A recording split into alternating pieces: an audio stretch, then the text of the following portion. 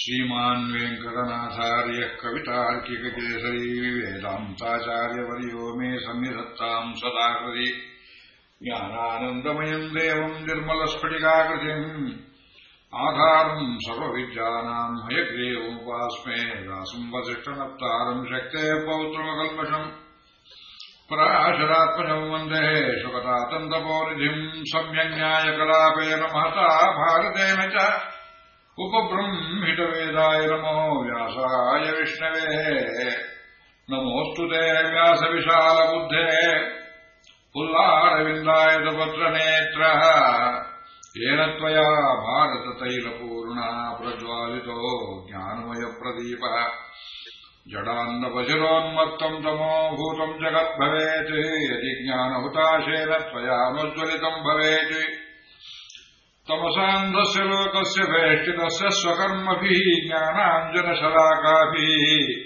ಬುದ್ಧಿನೇತ್ರೋತ್ಸವಕೃತಃ ಧರ್ಮಾರ್ಥಕಾಮಮೋಕ್ಷಾರ್ಥೈಃ ಸಮಾಸವ್ಯಾಸಕೀರ್ತನೈಃ ತ್ವಯಾ ಭಾರತಸೂರ್ಯೇಣ ನೃಣಾಂ ವಿನಿಹತಂ ತಮಃ ಪ್ರಪನ್ನಪಾರಿಜಾತಾಯ ವೇತ್ತತೋತ್ರೈಕಪಾಣೇಃ ಜ್ಞಾನಮುದ್ರಾಯ ಕೃಷ್ಣಾಯ ಗೀತಾಮೃತದುಹೇ ನಮಃ ಕೃಷ್ಣಂ ಕಮಲಪತ್ರಾಕ್ಷಂ ಪುಣ್ಯಶ್ರವಣಕೀರ್ತನಂ ವಾಸುದೇವಂ ಜಗದ್ಯೋನಿಂ ನಮಾಮಿ ನಾರಾಯಣಂ ಹರಿಂ ಕೃಷ್ಣಾಯ ಯಾದವೇಂದ್ರಾಯ ಜ್ಞಾನಮುದ್ರಾಯ ಯೋಗಿನೇ ನಾಥಾಯ ರುಕ್ಮಿಣೀಶಾಯ ನಮೋ ವೇದಾಂತವೇದಿನೇ ಪಾರಾಶರ್ಯವಜಸ್ವರೋಜಮಮಲಂ ಗೀತಾರ್ಥಗಂಧೋತ್ಕಟಂ ನಾನಾಖ್ಯಾನಕಕೇಸರಂ ಹರಿಕಥಾ ಸಂಬೋಧನಾಬೋಧಿತಂ ಲೋಕೆ ಸಜ್ಜನ ಷಟ್ಪದೈಃ ಅಹರಹ ಪೇಪೀಯಮಾನಂ ಮುದಾ ಭೂಯಾತ್ ಭಾರತ ಪಂಕಜಂ ಕೆಳಮಲಪ್ರಧ್ವಂಸನ ಶ್ರೇಯಸೇ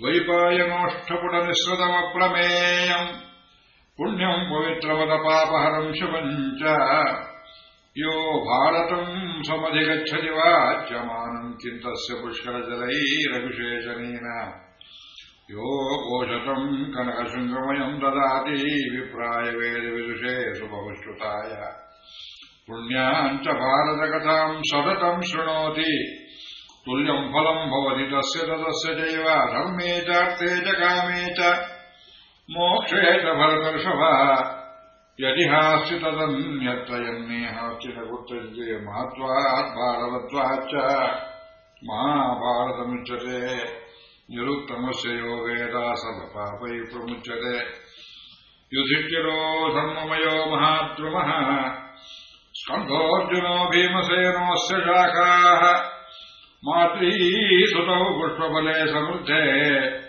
ಮೂಲಂ ಕೃಷ್ಣೋ ಬ್ರಹ್ಮ ಚ ಬ್ರಾಹ್ಮಣಾಶ್ಚ ಧರ್ಮೋ ವಿವರ್ಧತಿ ಯುಧಿಷ್ಠಿರಕೀರ್ತನೇನ ಪಾಪಃ ಪ್ರಣಶ್ಯತಿ ಮೃಕೋದರಕೀರ್ತನೇನ ಶತ್ರುರ್ವಿನಶ್ಯತಿ ಧನಂಜಯ ಕೀರ್ತನೇನ ಮಾತ್ರೀಸುತೌ ಕಥಯತಾಂ ನ ಭವಂತಿ ರೋಗಾಃ ಭೀಷ್ಮದ್ರೋಣತಟಾ ಜಯಧ್ವಜಲಾ ಕಾಂಧಾರ ನೀಲೋಪಲ ಶಲ್ಯಗ್ರಾಹವತೀ ಕೃಪೇಣ ವಹಿನೀ ಕರ್ಣೇನ ವೇಲಾಕುಲ ಅಶ್ವತ್ಥಾಮ ವಿಕರ್ಣ ಘೋರಮಕರಾಃ ದುರ್ಯೋಧನಾವರ್ತಿನಿ ಸೋತ್ತೀರ್ಣ ಖಲು ಪಾಂಡವೈರ್ನದಿ ಕೈವರ್ತಕೆ ಕೇಶವೇ ನಾರಾಯಣಂ ನಮಸ್ಕೃತ್ಯ ನರಂ ಚೈವ ನರೋತ್ತಮಂ ದೇವೀಂ ಸರಸ್ವತೀಂ ವ್ಯಾಸಂ ತತೋ ಜಯಮುದೀರಯೇತ್ ನಾರಾಯಣಂ ನಮಸ್ಕೃತ್ಯ ನರಂ ಚೈವ ನರೋತ್ತಮಂ ದೇವೀಂ ಸರಸ್ವತೀಂ ವ್ಯಾಸಂ ತತೋ ಜಯಮುದೀರಯೇತ್ ಶ್ರೀಕೃಷ್ಣಾಯ ಪರಬ್ರಹ್ಮಣೇ ನಮಃ. ತಮಗೆಲ್ಲರಿಗೂ ನಮಸ್ಕಾರಗಳು. ಇಂದಿನಿಂದ ಸುಮಾರು 32 ದಿವಸಗಳ ಪರ್ಯಂತ ಸಮಗ್ರ ಮಹಾಭಾರತದ ಪ್ರವಚನವನ್ನು ತಾವು ಕೇಳ್ತಕ್ಕಂತಹ ಸದವಕಾಶವನ್ನು ಭಗವಂತ ಏರ್ಪಡಿಸಿದ್ದಾನೆ. ಸಮಗ್ರ ಮಹಾಭಾರತ ಅಂತಂದ್ರೆ ಕೌರವ ಪಾಂಡವರ ಜನನ,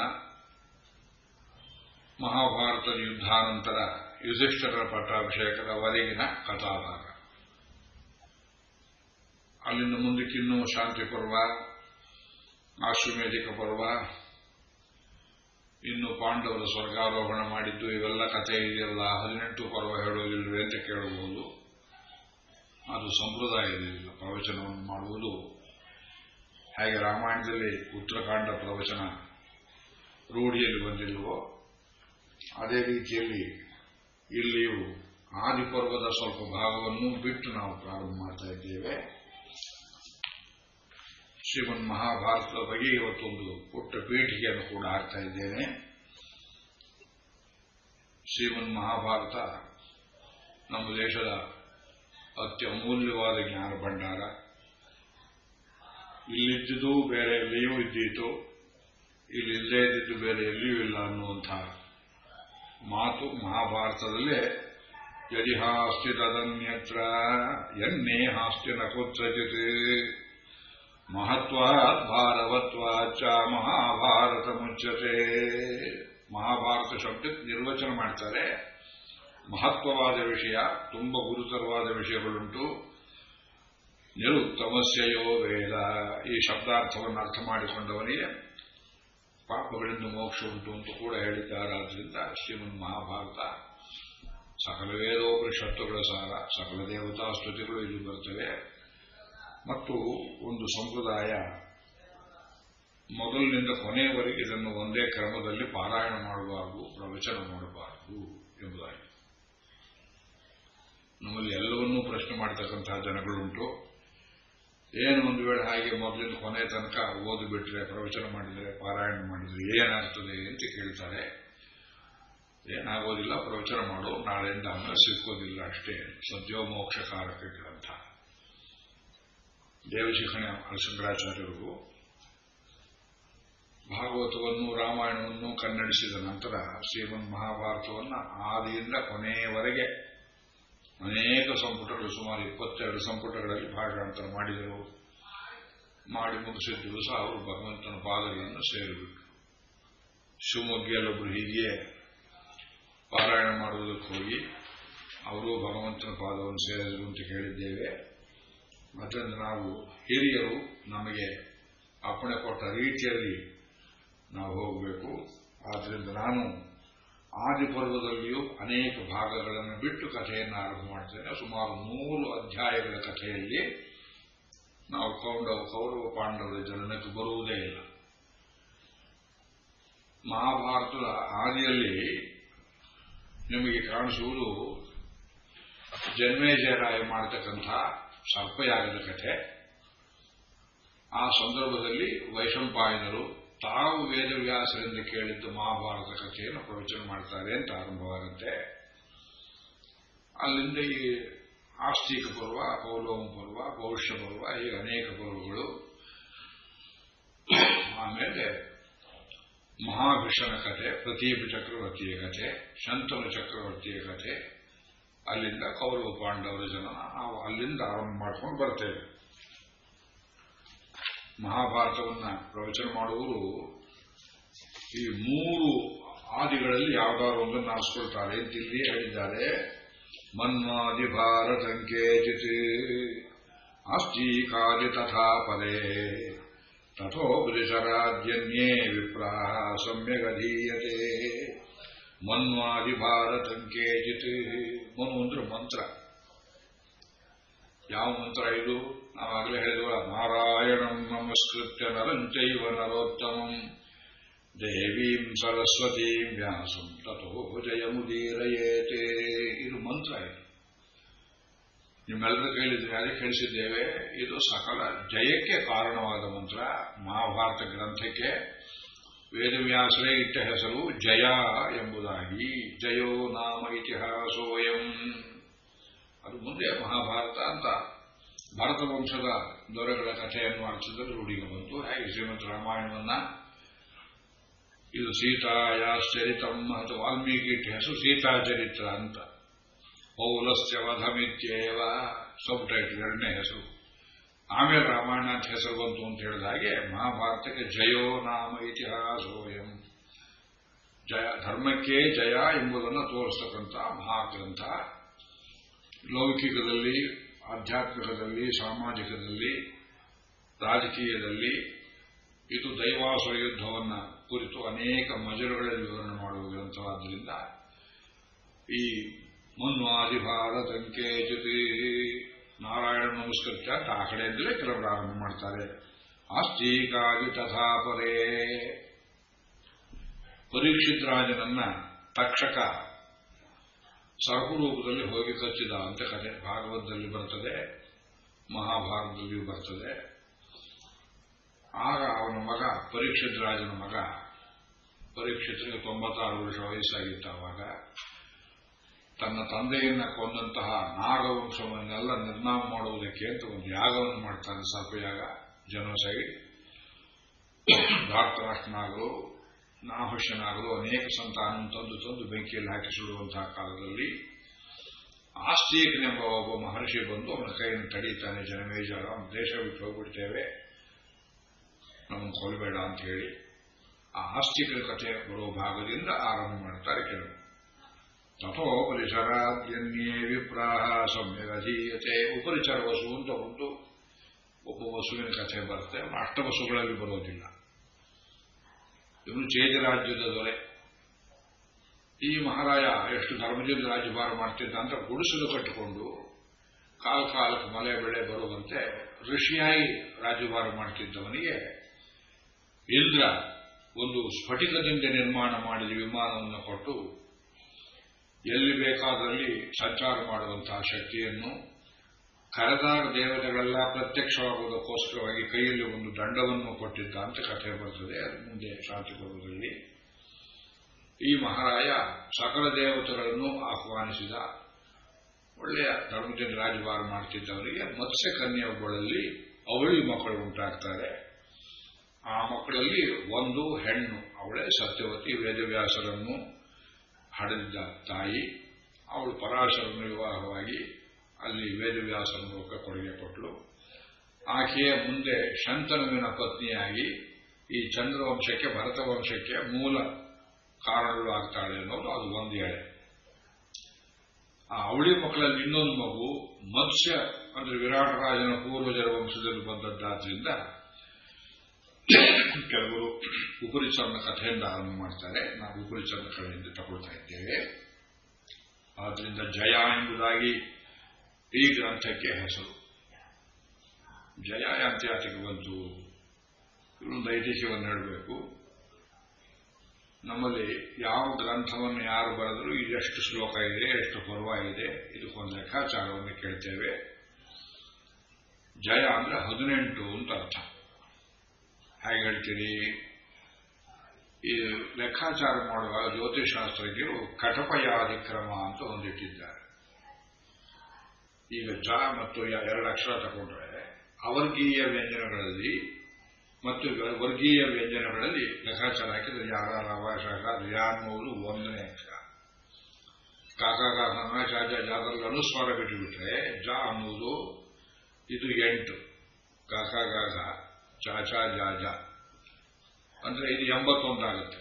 ಅಂಕಾನಾಂ ವಾಮತೋಗತಿ ತಲೆಕಾಕ ಹೇಳುವ ಪದ್ಧತಿ ಆದ್ದರಿಂದ 81 ಬದಲು 18 ಅನ್ನು ಸೂಚನೆ ಮಾಡುತ್ತಿದ್ದಾರೆ. ಮಹಾಭಾರತದಲ್ಲಿ 18 ಪರ್ವಗಳು, ಗೀತೆಯಲ್ಲಿ 18 ಅಧ್ಯಾಯಗಳು, ವ್ಯಾಸ ರಚನೆ ಮಾಡಿಕೊಟ್ಟಿದ್ದು 18 ಪುರಾಣಗಳು, 18 ಉಪಪುರಾಣಗಳು. ಪ್ರತಿಯೊಂದು 18ನೇ ಅಧ್ಯಾಯದಲ್ಲಿ ಕಥೆಯ ತಿರುಗಿಗೆ ಒಂದು ಮುಖ್ಯವಾದ ಸುಳಿ, ಒಂದು ಅಂಶ ಸಿಗುತ್ತೆ. ರಾಮಾಯಣದಲ್ಲಿಯೂ 18 ಮುಖ್ಯ, 58, 108 ಈ ರೀತಿ. ಆದ್ದರಿಂದ ಈ ಮರ್ಮಗಳನ್ನು ತಿಳ್ಕೊಂಡು ನಾವು ಮಹಾಭಾರತವನ್ನು ಓದಬೇಕು. ಮೊದಲಿನಿಂದ ಕೊನೆಯ ತನಕ ಹೇಳುವ ಪದ್ಧತಿ ಇಲ್ಲ. ಯಾಕೆ ಮತ್ತೆ ಪ್ರಶ್ನೆ ಮಾಡುವಂತಹ ಅವಶ್ಯಕತೆ ನಮಗೆ ಬೇಡ. ಮತ್ತೆ ಮಹಾಭಾರತದ ಕಥೆ ಏನು ಹೇಳ್ತದೆ, ಯಾರು ಬರೆದರು, ಇದನ್ನ ಯಾರು ರಚನೆ ಮಾಡಿಕೊಟ್ರು? ನಾವು ನಂಬುತ್ತೇವೆ ವೇದವ್ಯಾಸರು ವೇದಗಳನ್ನೆಲ್ಲ ವಿಂಗಡಿಸಿ ಮಂತ್ರಗಳು ಋಷಿಗಳಿಂದ ಪ್ರತ್ಯಕ್ಷ ಆಗ್ತಾ ಹೋದ ಹಾಗೆ ಇವು ದೇವತೆಗಳನ್ನು ಕರೆಯುವ ಮಂತ್ರಗಳು ಎಂಬುದಾಗಿ ಈ ಹೋತ್ರ ಶಾಖೆ ಋಗ್ವೇದವನ್ನು, ಅವರನ್ನು ಉಪಚಾರ ಮಾಡುವುದಕ್ಕಾಗಿ ಇರತಕ್ಕಂತಹ ಧ್ವನಿ ಶಾಖೆ ಯಜುರ್ವೇದವನ್ನು, ಅವರನ್ನು ತೃಪ್ತಿಪಡಿಸೋದಕ್ಕೆ ಬೇಕಾದಂತಹ ವಿಶೇಷ ಸಾಮಗಾನದಲ್ಲಿ ಕೊಂಡಾಡ್ತಕ್ಕಂತಹ ರೀತಿಯ ಸಾಮವೇದ ಮಂತ್ರಗಳನ್ನು ಇದೆಲ್ಲವನ್ನೂ ಸರಿಯಾಗಿ ಮಾಡ್ತಾ ಇದ್ದಾರೆ ಅಂತ ಪರಿವೇಕ್ಷಣೆ ಮಾಡತಕ್ಕಂತಹ ಅಥರ್ವೇದಿ ಬ್ರಹ್ಮನನ್ನು ಮನಸ್ಸಲ್ಲಿಟ್ಟುಕೊಂಡು ಈ ವೇದಗಳನ್ನು ವಿಭಾಗ ಮಾಡಿ ಒಂದು ಸಿಸ್ಟಮ್ಯಾಟಿಕ್ ಅರೇಂಜ್ಮೆಂಟ್, ವ್ಯಾಸ ಅನ್ನೋ ಶಬ್ದಕ್ಕೆ ಅರೇಂಜರ್ ಅಂತ ಹೆಸರು. ಇಂಥವರು 28 ವ್ಯಾಸರು ಇಲ್ಲಿ ತನಕ ಆಗಿ ಹೋದರು ಅಂತ ವಿಷ್ಣು ಪುರಾಣದಲ್ಲಿ ಹೇಳ್ತಾರೆ. ನಮಗೆ ಸಮೀಪದ ದ್ವಾಪರ ಯುಗದಲ್ಲಿ ವೇದಗಳನ್ನು ಇವತ್ತು ದೊರಕದ ರೀತಿಯಲ್ಲಿ ಮಾಡಿಕೊಟ್ಟವರು ಭಗವಾನ್ ವೇದವ್ಯಾಸರು, ಕೃಷ್ಣದ್ವೈಪಾಯನ ಮಹರ್ಷಿಗಳು, ಪರಾಶರರ ಪುತ್ರರು. ಇವರ ಹಿಂದಿನ ಸಂದರ್ಭದಲ್ಲಿ ಇನ್ನೂ ಅನೇಕ ವ್ಯಾಸ, ವಾಲ್ಮೀಕಿಯನ್ನು ಒಬ್ಬರು ವ್ಯಾಸರು ಅಂತ ಹೇಳಿದ್ದಾರೆ, ಪರಾಶರನ ವ್ಯಾಸರು ಅಂತ ಹೇಳಿದ್ದಾರೆ. ಇಂಥ ವೇದವ್ಯಾಸರು ತಮ್ಮ ವಂಶದಲ್ಲಿಯೇ, ತಮ್ಮ ನಿಮಿತ್ತ, ತಮ್ಮ ರಕ್ತದಲ್ಲಿಯೇ ಉಂಟಾದಂತಹ ಕುಲದ 2 ಬಣಗಳಲ್ಲಿ, ಕೌರವ ಪಾಂಡವರಲ್ಲಿ ಭೂಮಿಗೋಸ್ಕರವಾಗಿ ನಡೆದಂತಹ ಒಂದು ಅನ್ಯಾಯದ ಯುದ್ಧದ ಕಥೆಯನ್ನ ವರ್ಣಿಸಿಕೊಟ್ಟಿದ್ದಾರೆ. ಆದರೆ ಇದು ವೇದೋಕ್ತವಾದ ದೇವಾಸುರ ಯುದ್ಧದ ಪುನರಾವರ್ತನೆ. It has eternal relevance for us because it involves A polar war between good and evil forces. ಇದನ್ನು ನಾವು ಅರ್ಥ ಮಾಡಿಕೊಳ್ಳಬೇಕು. ಧರ್ಮರಾಜ್ಯ ಸ್ಥಾಪನೆ ಆಗಬೇಕು ಅನ್ನುವುದು ಭಾರತ ದೇಶ ಎಂದಿನಿಂದಲೂ ನಂಬಿಕೊಂಡು ಬಂದಿರತಕ್ಕಂಥ ಒಂದು ಸಾಮಾಜಿಕ ರಾಜಕೀಯ ಧ್ಯೇಯ. ಸರ್ಕಾರವೇ ಬೇಡ ಅಂತ ಯಾರು ಹೇಳಲಿಲ್ಲ. ಎಷ್ಟೇ ದುಷ್ಟಿದ್ರು ಸರ್ಕಾರ ನಿಲ್ಲಬೇಕು, ದುಷ್ಟರಾಳಬಾರದು, ಒಳ್ಳೆಯವರಾಳಬೇಕು. ಸರ್ಕಾರ ಯಾರಿಗೆ ಮನುಷ್ಯನಿಗೆ ಚತುರ್ವಿಧ ಪುರುಷಾರ್ಥಗಳು, ಧರ್ಮಾರ್ಥ ಕಾಮ ಮೋಕ್ಷವನ್ನು ಮನುಷ್ಯ ಅವನವನ ಇಚ್ಛೆಯಂತೆ ಏನು ಸಾಧನೆ ಮಾಡಿಕೊಂಡು ವ್ಯಕ್ತಿತ್ವ ಪರಿಪೂರ್ಣತೆಗೆ ಹೊರಡ್ತಾನೆಯೋ ಆ ವ್ಯಕ್ತಿತ್ವ ಪರಿಪೂರ್ಣತೆಯ ಸಂರಕ್ಷಣೆಗಾಗಿ ಒಂದು ಬೇಲಿಯಂತೆ ಸಾಮಾಜಿಕ ರಾಜಕೀಯ ರಕ್ಷಕ ಕುಲವೆಂಬುದು, ಕ್ಷತ್ರಿಯ ಕುಲವೆಂಬುದು ಇರಬೇಕು.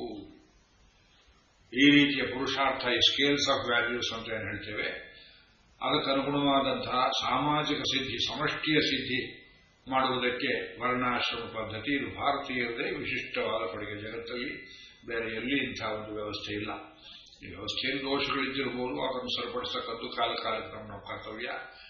ನಮ್ಮ ದೇಶದಲ್ಲಿ ಹುಟ್ಟಿದಷ್ಟು ಸುಧಾರಕರು ಹಿಂದೂ ಧರ್ಮದಲ್ಲಿ ಜಗತ್ತಲ್ಲಿ ಎಲ್ಲಿ ಎಲ್ಲ ನಾವು ಬೇರೆಯವರ ಕಡೆಯಲ್ಲಿ ಪಾಠ ಕಲಿಯಬೇಕಾಗಿಲ್ಲ.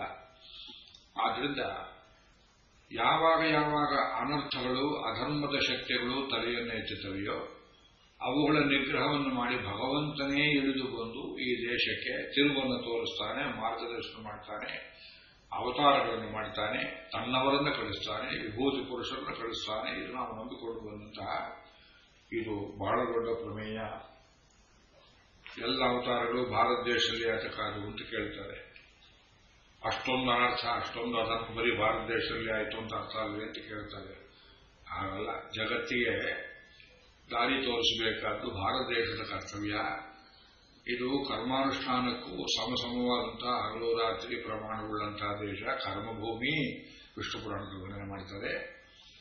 ಆದ್ದರಿಂದ ಇಂಥ ದಿವ್ಯ ದೇಶದಲ್ಲಿ ಭಗವಂತ ಆಯಾ ಕಾಲದಲ್ಲಿ ಯದಾ ಯದಾ ಹಿ ಧರ್ಮಸ್ಯ ಗ್ಲಾನಿರ್ಭವತಿ ಭಾರತ ಅಭ್ಯುತ್ಥಾನಂ ಧರ್ಮಸ್ಯ ತದಾತ್ಮಾನಂ ಸೃಜಾಮ್ಯಹಂ ಎಂಬುದಾಗಿ ಹೇಳಿರುವುದರಿಂದ ಧರ್ಮ ಸಾಮ್ರಾಜ್ಯ ಸ್ಥಾಪನೆಗೋಸ್ಕರವಾಗಿ ಕೌರವರ ನಿಗ್ರಹ ಮತ್ತು ಎಲ್ಲೋ ಇದ್ದು ಪಾಂಡವರನ್ನು ಅಡವಿಯಲ್ಲಿ ಹುಟ್ಟಿದವರು ಮೇಲೆ ತಂಬರುವಂತಹ ಒಂದು ಸಂದರ್ಭವನ್ನು ವೇದವ್ಯಾಸರು ನಮಗೆ ಹೇಳಿಕೊಡ್ತಾರೆ ಅನ್ನೋದು ನಾವು ಗಮನಿಸಬೇಕಾದ ಮೊದಲನೆಯ ವಿಷಯ. ಆದ್ರೆ ಇನ್ನೊಂದು ಆಕ್ಷೇಪ, ಮಹಾಭಾರತ ಅನ್ನು ಓದಬಾರದು, ಮನೆಯಲ್ಲಿಡಬಾರದು ಈ ಗ್ರಂಥವನ್ನ ಅಂತ ಕೆಲವೊಂದು ಮೂಢನಂಬಿಕೆ. ಧರ್ಮಕ್ಕೆ ದೇಶವಾಗಿ, ಜನ್ಮಭೂಮಿಯಾಗಿ, ಭಗವಂತನ ಅವತಾರಕ್ಕೆ ವಿಲಾಸ ಕ್ಷೇತ್ರವಾಗಿರುವ ಭಾರತದ ಹೋಗಿ ಇವತ್ತು ಮೂಢನಂಬಿಕೆಗಳಿಗೂ ಅವತಾರ ಕ್ಷೇತ್ರವಾಗಿಬಿಟ್ಟಿದೆ. ಯಾಕೆಂದ್ರೆ ಮಹಾಭಾರತ ಐದು ಕಡೆ ಜಗಳ ಆಗುತ್ತೆ, ಕೌರವ ಪಾಂಡವರಿಗಾದ ಹಾಗೆ. ಅವರು ಜಗಳ ಆಗ್ತಾ ಇರೋ ಮನೆಯಲ್ಲೆಲ್ಲ ಮಹಾಭಾರತ ಇಟ್ಟಿದ್ದಾರೆ ಅಂತ ಅರ್ಥವಿದೆ. ಕೇಳ್ಕೊಂಡ್ಬಂದು 7 ಜನ ರಾಜಕಾರಣಿಗಳು ಇಟ್ಟಿದ್ದಾರೆ ಮಹಾಭಾರತದಲ್ಲಿ. ಮಹಾಭಾರತದಿಂದ ಜಗಳ ಹೋಗ್ತದೆ ಅಂತ ನಾವು ತಿಳ್ಕೋಬೇಕೇ ಹೊರತು ಅದಿಟ್ಟರೆ ವಿಶ್ವರೂಪದ ಚಿತ್ರವನ್ನು ಮನೆಯಲ್ಲಿಟ್ಟರೆ ಕಾಲಪುರುಷ ರೂಪದಲ್ಲೆಲ್ಲ ಭಕ್ಷಣ ಮಾಡಿಬಿಡ್ತಾರೆ ಭಗವಂತ, ಮನೆಯಲ್ಲಿರಬಾರ್ದು. ಹಾಗಿದ್ರೆ ವಿಶ್ವರೂಪ ಇಲ್ಲದೆ ಮನೆಯಲ್ಲಿ ಯಾರು ಸಾಯೋದೇ ಇಲ್ಲ ಅಂತ ಕೇಳಬೇಕಾಗತ್ತೆ ನಾವು. ಹಾಗಲ್ಲ. ಮಹಾಭಾರತವನ್ನು ಓದಬೇಕು, ಆದರೆ ಒಂದು ಕ್ರಮದಲ್ಲಿ ಓದಬೇಕು. ಮತ್ತು ಇತಿಹಾಸಗಳು ಎರಡು, ರಾಮಾಯಣ ಮಹಾಭಾರತಗಳು ನಮ್ಗೆ ಏನ್ ಹೇಳ್ತೇವೆ ಅಂದ್ರೆ, ಹೇಗೆ ಬಾಳಬೇಕು ಅಣ್ಣ ತಮ್ಮಂದಿರು ಸಮಾಜದಲ್ಲಿ ಕೂಡಿ ಅನ್ನೋದು ರಾಮಾಯಣದಲ್ಲಿ ಧ್ಯೇಯಾಂಶ ಹೆಚ್ಚು ಹೇಳಿದ್ದಾರೆ. ಹೇಗೆ ನಾವು ಬಡಿದಾಡಿ ಸಾಯಬಾರದು ಅನ್ನೋದನ್ನ ಶ್ರೀಮನ್ ಮಹಾಭಾರತದಲ್ಲಿ ಹೇಳಿದ್ದಾರೆ. ಮತ್ತು ಎರಡರಲ್ಲಿಯೂ ಧರ್ಮಾರ್ಥ ಕಾಮ ಮೋಕ್ಷ 4 ಪುರುಷಾರ್ಥಗಳನ್ನ ವರ್ಣನೆ ಮಾಡಿ ಹೇಳಿದ್ದಾರಾದ್ರಿಂದ ನಾವು ಮಹಾಭಾರತವನ್ನು ಓದಲೇಬೇಕು. ಪಂಚಮವೇದ ಎಂಬುದಾಗಿ ಹೇಳ್ತಾರೆ. ದೇವಾಸುರ ಯುದ್ಧ ಅಂತ ಹೇಳಿದವು, ಅದನ್ನು ಒಂದು 2 ನಿಮಿಷ ವಿವರಿಸ್ತೇನೆ. ಉಪನಿಷತ್ತು ಹೇಳುತ್ತದೆ, ಸತ್ಯಮೇವ ಜಯತೆ ನಾನೃತಂ. ಮುಂಡಕೋಪನಿಷತ್ತು ಬರುವ ಮಾತು. ಸತ್ಯ ಮತ್ತು ಅಸತ್ಯಗಳಲ್ಲಿ ಹೋರಾಟ. ಹೇಗೆ ಬೆಳಕು ಕತ್ತಲೆಗಳಲ್ಲಿ ಹೋರಾಟವೋ, ಹಗಲು ರಾತ್ರಿಗಳಲ್ಲಿ ಹೋರಾಟವೋ, ಮೃತ್ಯು ಮತ್ತು ಅಮೃತ ತತ್ವಗಳಲ್ಲಿ ಹೋರಾಟವೋ, ಅವ್ಯವಸ್ಥೆ ಮತ್ತು ವ್ಯವಸ್ಥೆಗಳಲ್ಲಿ ಹೋರಾಟವೋ, ಹಾಗೆ ಜೀವನವೆಂಬುದು ಪ್ರತಿ ಕ್ಷಣದಲ್ಲಿಯೂ ಒಂದು ಭಯಂಕರವಾದ ದೈವಾಸುರ ಯುದ್ಧ. ಇದು ವೈದಿಕ ದರ್ಶನ. It's a continued battle, eternal polar battle. ಜೀವನ ಇರುವುದೇ ಹಾಗೆ. ಯಾರು ಮಾಡಿದ್ರು ಅಲ್ಲ. It's only out of this battle that the good emerges. ಒಳ್ಳೆಯದನ್ನುವುದೇನಿದ್ದರೂ ಅವ್ಯವಸ್ಥೆಯಿಂದ ಬೆಳಕಿನ ಕಡೆಗೆ ಬರ್ತೇವೆ ನಾವು. ಅವ್ಯವಸ್ಥೆ ಅನ್ನೋದು ಸ್ವತಃ ಸಿದ್ಧವಾದದ್ದು. ಆದ್ದರಿಂದ ಈ ಯುದ್ಧದ ನಮ್ಮ ಪಾಲೇನು, ಮನುಷ್ಯರ ಪಾಲು. ನಾವು ದೇವತೆಗಳ ಕಡೆಗಿರಬೇಕು. ಯಾರು ಹೇಳಿದ್ರಾಗಂತ ಗಾಯತ್ರಿ ಮಂತ್ರ ಹೇಳುತ್ತೆ. ಧಿಯೋ ಯೋ ನ ಪ್ರಚೋದಯಾತ್ ತತ್ಸವಿತುರ್ವರೆಣ್ಯಂ ಭರ್ಗೋ ದೇವಸ್ಯ ಧೀಮಹಿ. ಜಗತ್ತನ್ನು ಹಡೆದ ಭಗವಂತನಿಗೆ ಸವಿತಾ ಎಂಬುದಾಗಿ ಹೆಸರು. ಅವನೇ ಸೂರ್ಯ.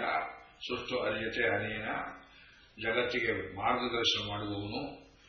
ಸೂರ್ಯನ ಬೆಳಕಿಲ್ಲದೆಲ್ಲ ನಿದ್ದೆಯಲ್ಲಿ ಹೋಗ್ತಾ ಇತ್ತು. ವ್ಯಾಪಾರ ನಡೆಯುವುದು, ಜಾಗೃತ ವ್ಯವಸ್ಥೆ ಎಲ್ಲ ಆ ಸೂರ್ಯನ ಬೆಳಕಿನ ಕಿರಣಗಳಿಂದ ತೇಜೋರಾಶಿಯಾಗಿ ಸೂರ್ಯನಲ್ಲಿ ನಿಂತುಕೊಂಡು ನಮ್ಮ ಬುದ್ಧಿಗಳನ್ನು ಯಾವನು ಪ್ರಚೋದನೆ ಮಾಡ್ತಾನೆಯೋ ಆ ಭಗವಂತ ನಮಗೆ ಒಳ್ಳೆಯ ದಾರಿಯನ್ನು ತೋರಿಸಲಿ ಅನ್ನೋದು ಗಾಯತ್ರಿ ಮಂತ್ರದ ಅರ್ಥ. ಆದ್ದರಿಂದ ನಾವು ನಮ್ಮ ಬುದ್ಧಿಗಳನ್ನು ಸರ್ವದಾ ಹತೋಟಿಯಲ್ಲಿ ಇಟ್ಟುಕೊಳ್ಳಬೇಕು. ಆದರೆ ಬುದ್ಧಿಯನ್ನು ಸರ್ವದಾ ಹತೋಟಿಯಲ್ಲಿ ಇಟ್ಟುಕೊಳ್ಳೋದಕ್ಕೆ ರಾಕ್ಷಸ ಶಕ್ತಿಗಳು ಬಿಡುವುದಿಲ್ಲ. ಸ್ವಾರ್ಥ ಇರ್ತದೆ, ಕಾಮಕ್ರೋಧಾದಿಗಳಿರ್ತವೆ. ಅಂದ್ರೆ ಎಲ್ಲ ನಮಗೆ ಎಲ್ಲಿರುತ್ತೆ. ರಾಜಕಾರಣದಲ್ಲಿ ನೋಡ್ತಾ ಇದ್ದೇವಲ್ಲ, ನಾನೇ ಪ್ರಧಾನಮಂತ್ರಿ, ನಾನೇ ಸೂಪರ್ ಪ್ರಧಾನಮಂತ್ರಿ, ರಾಷ್ಟ್ರಾಧ್ಯಕ್ಷನು ನಾನೇ, ನನ್ನ ಮಗ ಆಗಬೇಕು, ನನ್ನ ಮೊಮ್ಮಕ್ಕಳಾಗಬೇಕು, ನಮ್ಮ ಜಾತಿಯವರೇ ಆಗಬೇಕು, ನಮ್ಮ ದೇಶವರೇ ಆಗಬೇಕು, ನಮ್ಮ ಹಳ್ಳಿಯವರೇ ಆಗಬೇಕು. ಇದು ಕೌರವರು ನೂರ್ವರು ಹೇಗೆ ಆ ಕೇವಲ ಸ್ವಾರ್ಥದಿಂದ ಬಿಗಿಯಲ್ಪಟ್ಟು ಶಕುನಿಯಿಂದ, ಕರ್ಣನಿಂದ, ದುಶ್ಯಾಸನಿಂದ ದುರ್ಬೋಧೆಗೆ ಒಳಗಾಗಿ ಸತ್ತರೋ ಹಾಗೆ ರಾಜಕಾರಣ ಹಾಳಾಗಬಾರದು ಅನ್ನೋದು ಮಹಾಭಾರತ ಧ್ಯೇಯ. 5 ಪಾಂಡವರಂತೆ ನಾವು ನಡೆದುಕೊಳ್ಳಬೇಕು. 2 ತಾಯಂದ್ರ ಮಕ್ಕಳು ಒಟ್ಟು 5 ಕೃಷ್ಣನೆಂಬ ಸೂತ್ರದಿಂದ ಬಿಗಿಯಲ್ಪಟ್ಟು, ದ್ರೌಪದಿ ಎಂಬ ಒಂದು ದೊಡ್ಡ ಚೈತನ್ಯದಿಂದ ಎಲ್ಲರೂ ಬಿಗಿಯಲ್ಪಟ್ಟು, ಪ್ರಾಣಗಳ 5 ಜೀವಾತ್ಮ ಒಂದೇ ಆಗಿರುವಂತೆ ಒಂದು ಸೂತ್ರದಲ್ಲಿದ್ದರೆ ಭಗವಂತ ಕೈಬಿಡುವುದಿಲ್ಲ ಅನ್ನೋದು ಮಹಾಭಾರತ ನಮಗೆ ತಿಳಿಸಿಕೊಡುವಂತಹ ಒಂದು ದೊಡ್ಡ ತತ್ವ. ಹಾಗಿದ್ರೆ ಇಂಥ ಮೋಕ್ಷಕಾರಕ ಗ್ರಂಥವನ್ನ ನಾವು ಎಲ್ಲಿಂದ ಮಾಡಬೇಕು, ಎಲ್ಲಿಂದ ಆರಂಭ ಮಾಡಬೇಕು, ಎಲ್ಲಿಗೆ ಮುಗಿಸಬೇಕು ಅಂತ ಏನ್ ಹೇಳ್ತಾ ಇದ್ದೇವೆ. ಇವತ್ತು ವಿರಾಟ ಪರ್ವದಿಂದ ಆರಂಭ ಮಾಡಿ ವಿರಾಟ ಪರ್ವದ ಆದಿ ಶ್ಲೋಕಗಳನ್ನು, ಅಂತ್ಯಶ್ಲೋಕಗಳನ್ನು ಮೊದಲು ಒಂದು ಕ್ರಮದಲ್ಲಿ ಓದಿ ಆಮೇಲೆ ನಾವು ಶ್ರೀಮನ್ ಮಹಾಭಾರತ ಮೂಲಕ ಬರಬೇಕಾದ್ರಿಂದ ಇದು ಈಗ ಗ್ರಂಥ ಪೂಜೆಯನ್ನು ನೆರವೇರಿಸಿ ವಿರಾಟ ಪರ್ವದ ಆರಂಭವನ್ನು ಮಾಡಿ ಸ್ವಲ್ಪ ಕಥಾಭಾಗವನ್ನು ಹೇಳಿ ಮುಂದಕ್ಕೆ ಪ್ರವಚನ ಮಾಡ್ತೇನೆ. ನಾರಾಯಣಂ ನಮಸ್ಕೃತ್ಯ ನರಂ ಚೈವ ನರೋತ್ತಮಂ ದೇವೀಂ ಸರಸ್ವತೀಂ ವ್ಯಾಸಂ ತತೋ ಜಯಮುದೀರಯೇತ್. ಶ್ರೀಜನಮೇಜಯೋವಾಚ ಕಥಂ ವಿರಾಟನಗರೆ ಮಮ ಪೂರ್ವಪಿತಾಮಹಾಃ ಅಜ್ಞಾತವಾಸಮುಷಿತಾಃ ದುರ್ಯೋಧನಭಯಾರ್ದಿತಾಃ ಪತಿವ್ರತಾ ಮಹಾಭಾಗಾ ಸತತಂ ಬ್ರಹ್ಮವಾದಿನಿ ದ್ರೌಪದಿ ಚ ಕಥಂ ಬ್ರಹ್ಮನ್ನೇ ನ ಜ್ಞಾತಾ ದುಃಖಿತಾವಸತ್. ವಿರಾಟ್ ಪರ್ವದ ಆರಂಭ.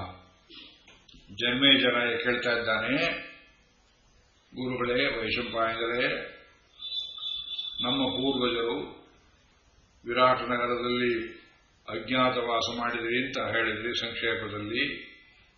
ಯಾರಿಗೂ ಗೊತ್ತಾಗದೆ ಇಂಥ ವೀರಶೂರರು ಮಹಾವೀರರು ಬದುಕಿದ್ದ ಹೇಗೆ ದುರ್ಯೋಧನ ಭಯ ಅದ್ಯತ ದುರ್ಯೋಧನಿಗೆ ಹೆದರಿಕೊಂಡು ಹೀಗೆ ಅಡಗಿದ್ರೆ ಅವರು ಪತಿವ್ರತ ಮಹಾಭಾಗ ಸತತಂ ಬ್ರಹ್ಮವಾದಿನಿ ನಿತ್ಯ ಬ್ರಹ್ಮವಾದಿನಿಯಾಗಿರ್ತಕ್ಕಂಥ ಆ ಮಹಾತ್ಮಳು ಪತಿವ್ರತೆ ದ್ರೌಪದಿ ಹೇಗೆ ತನ್ನನ್ನು ಅಡಗಿಸಿಕೊಂಡು ಬಾಳಿದ ದ್ರೌಪದಿ ಚ ಕಥಂ ಬ್ರಹ್ಮನ್ನೇ ಇದು ನಂಬುವುದು ಕಷ್ಟ.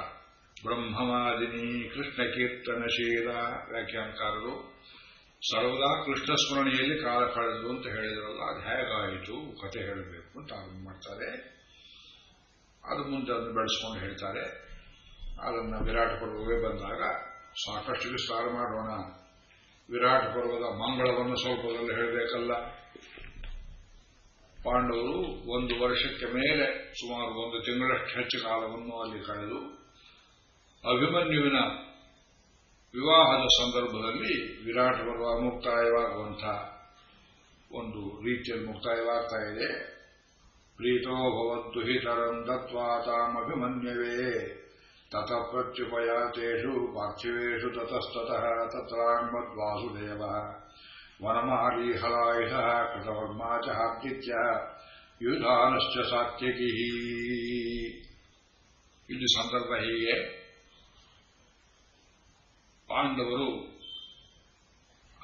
ನಾವಿತ್ತೇನು ದಸರಾ ಹಬ್ಬ ಅಂತ ಹೇಳ್ತೇವಲ್ಲ, ಆ ದುರ್ಗಾಷ್ಟಮಿ ದಿವಸ ಶಮಿ ವೃಕ್ಷದ ಮೇಲೆ ಕಟ್ಟಿದ್ದ ತಮ್ಮ ಆಯುಧಗಳ ಗಂಟನ್ನೆಲ್ಲ ಇಳಿಸಿ ಉತ್ತರ ಗೋಗ್ರಹಣದಲ್ಲಿ ಕೌರವರನ್ನೆಲ್ಲ ಸದಬಡಿದು ಓಡಿಸಿ ಭೀಷ್ಮ ದ್ರೋಣಾದಿಗಳ ಮೇಲಿದ್ದ ಒಡವೆ ವಸ್ತ್ರಗಳನ್ನೆಲ್ಲ ಉತ್ತರ ಕುಮಾರನ ಕೈಯಲ್ಲಿ ತೆಗೆಸಿಕೊಂಡು ಊರಿಗೆ ಬರ್ತಾರೆ. ದಶಮಿ ದಿವಸ ಪ್ರಾತಃ ಕಾಲದಲ್ಲಿ ಪ್ರಕಟವಾಗುತ್ತಾರೆ ಲೋಕಕ್ಕೆ. ವಿರಾಟ್ ರಾಜನಿಗೆ ಇದು ನಂಬುವುದಕ್ಕೆ ಅಸಾಧ್ಯವಾದ ವಿಷಯ.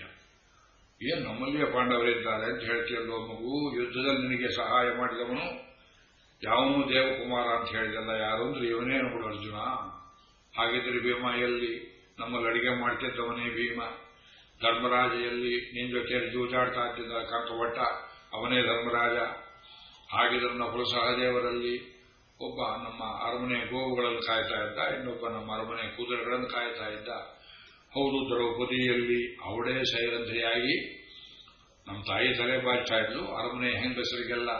ಹೌದು, ಅರ್ಜುನ ಎಲ್ಲಿ? ಅರ್ಜುನನೇ ಈ ದೇವಪುತ್ರ. ಇದು ಬೃಹನ್ನಳೆ ಅಲ್ಲವೇ?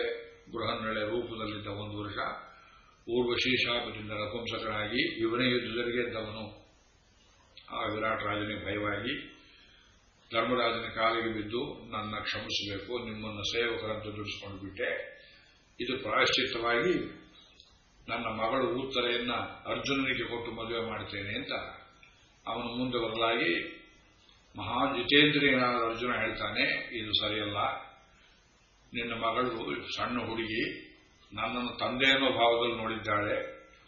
ನಾನು ಅವಳಿಗೆ ನಾಟ್ಯವನ್ನು ಕಲಿಸುವಾಗ ಅವಳ ಮೈಯನ್ನು ಮುಟ್ಟಿದ್ದೇನೆ, ವಸ್ತ್ರ ಸುತ್ತಿದ್ದೇನೆ, ಅಲಂಕಾರ ಮಾಡಿದ್ದೇನೆ.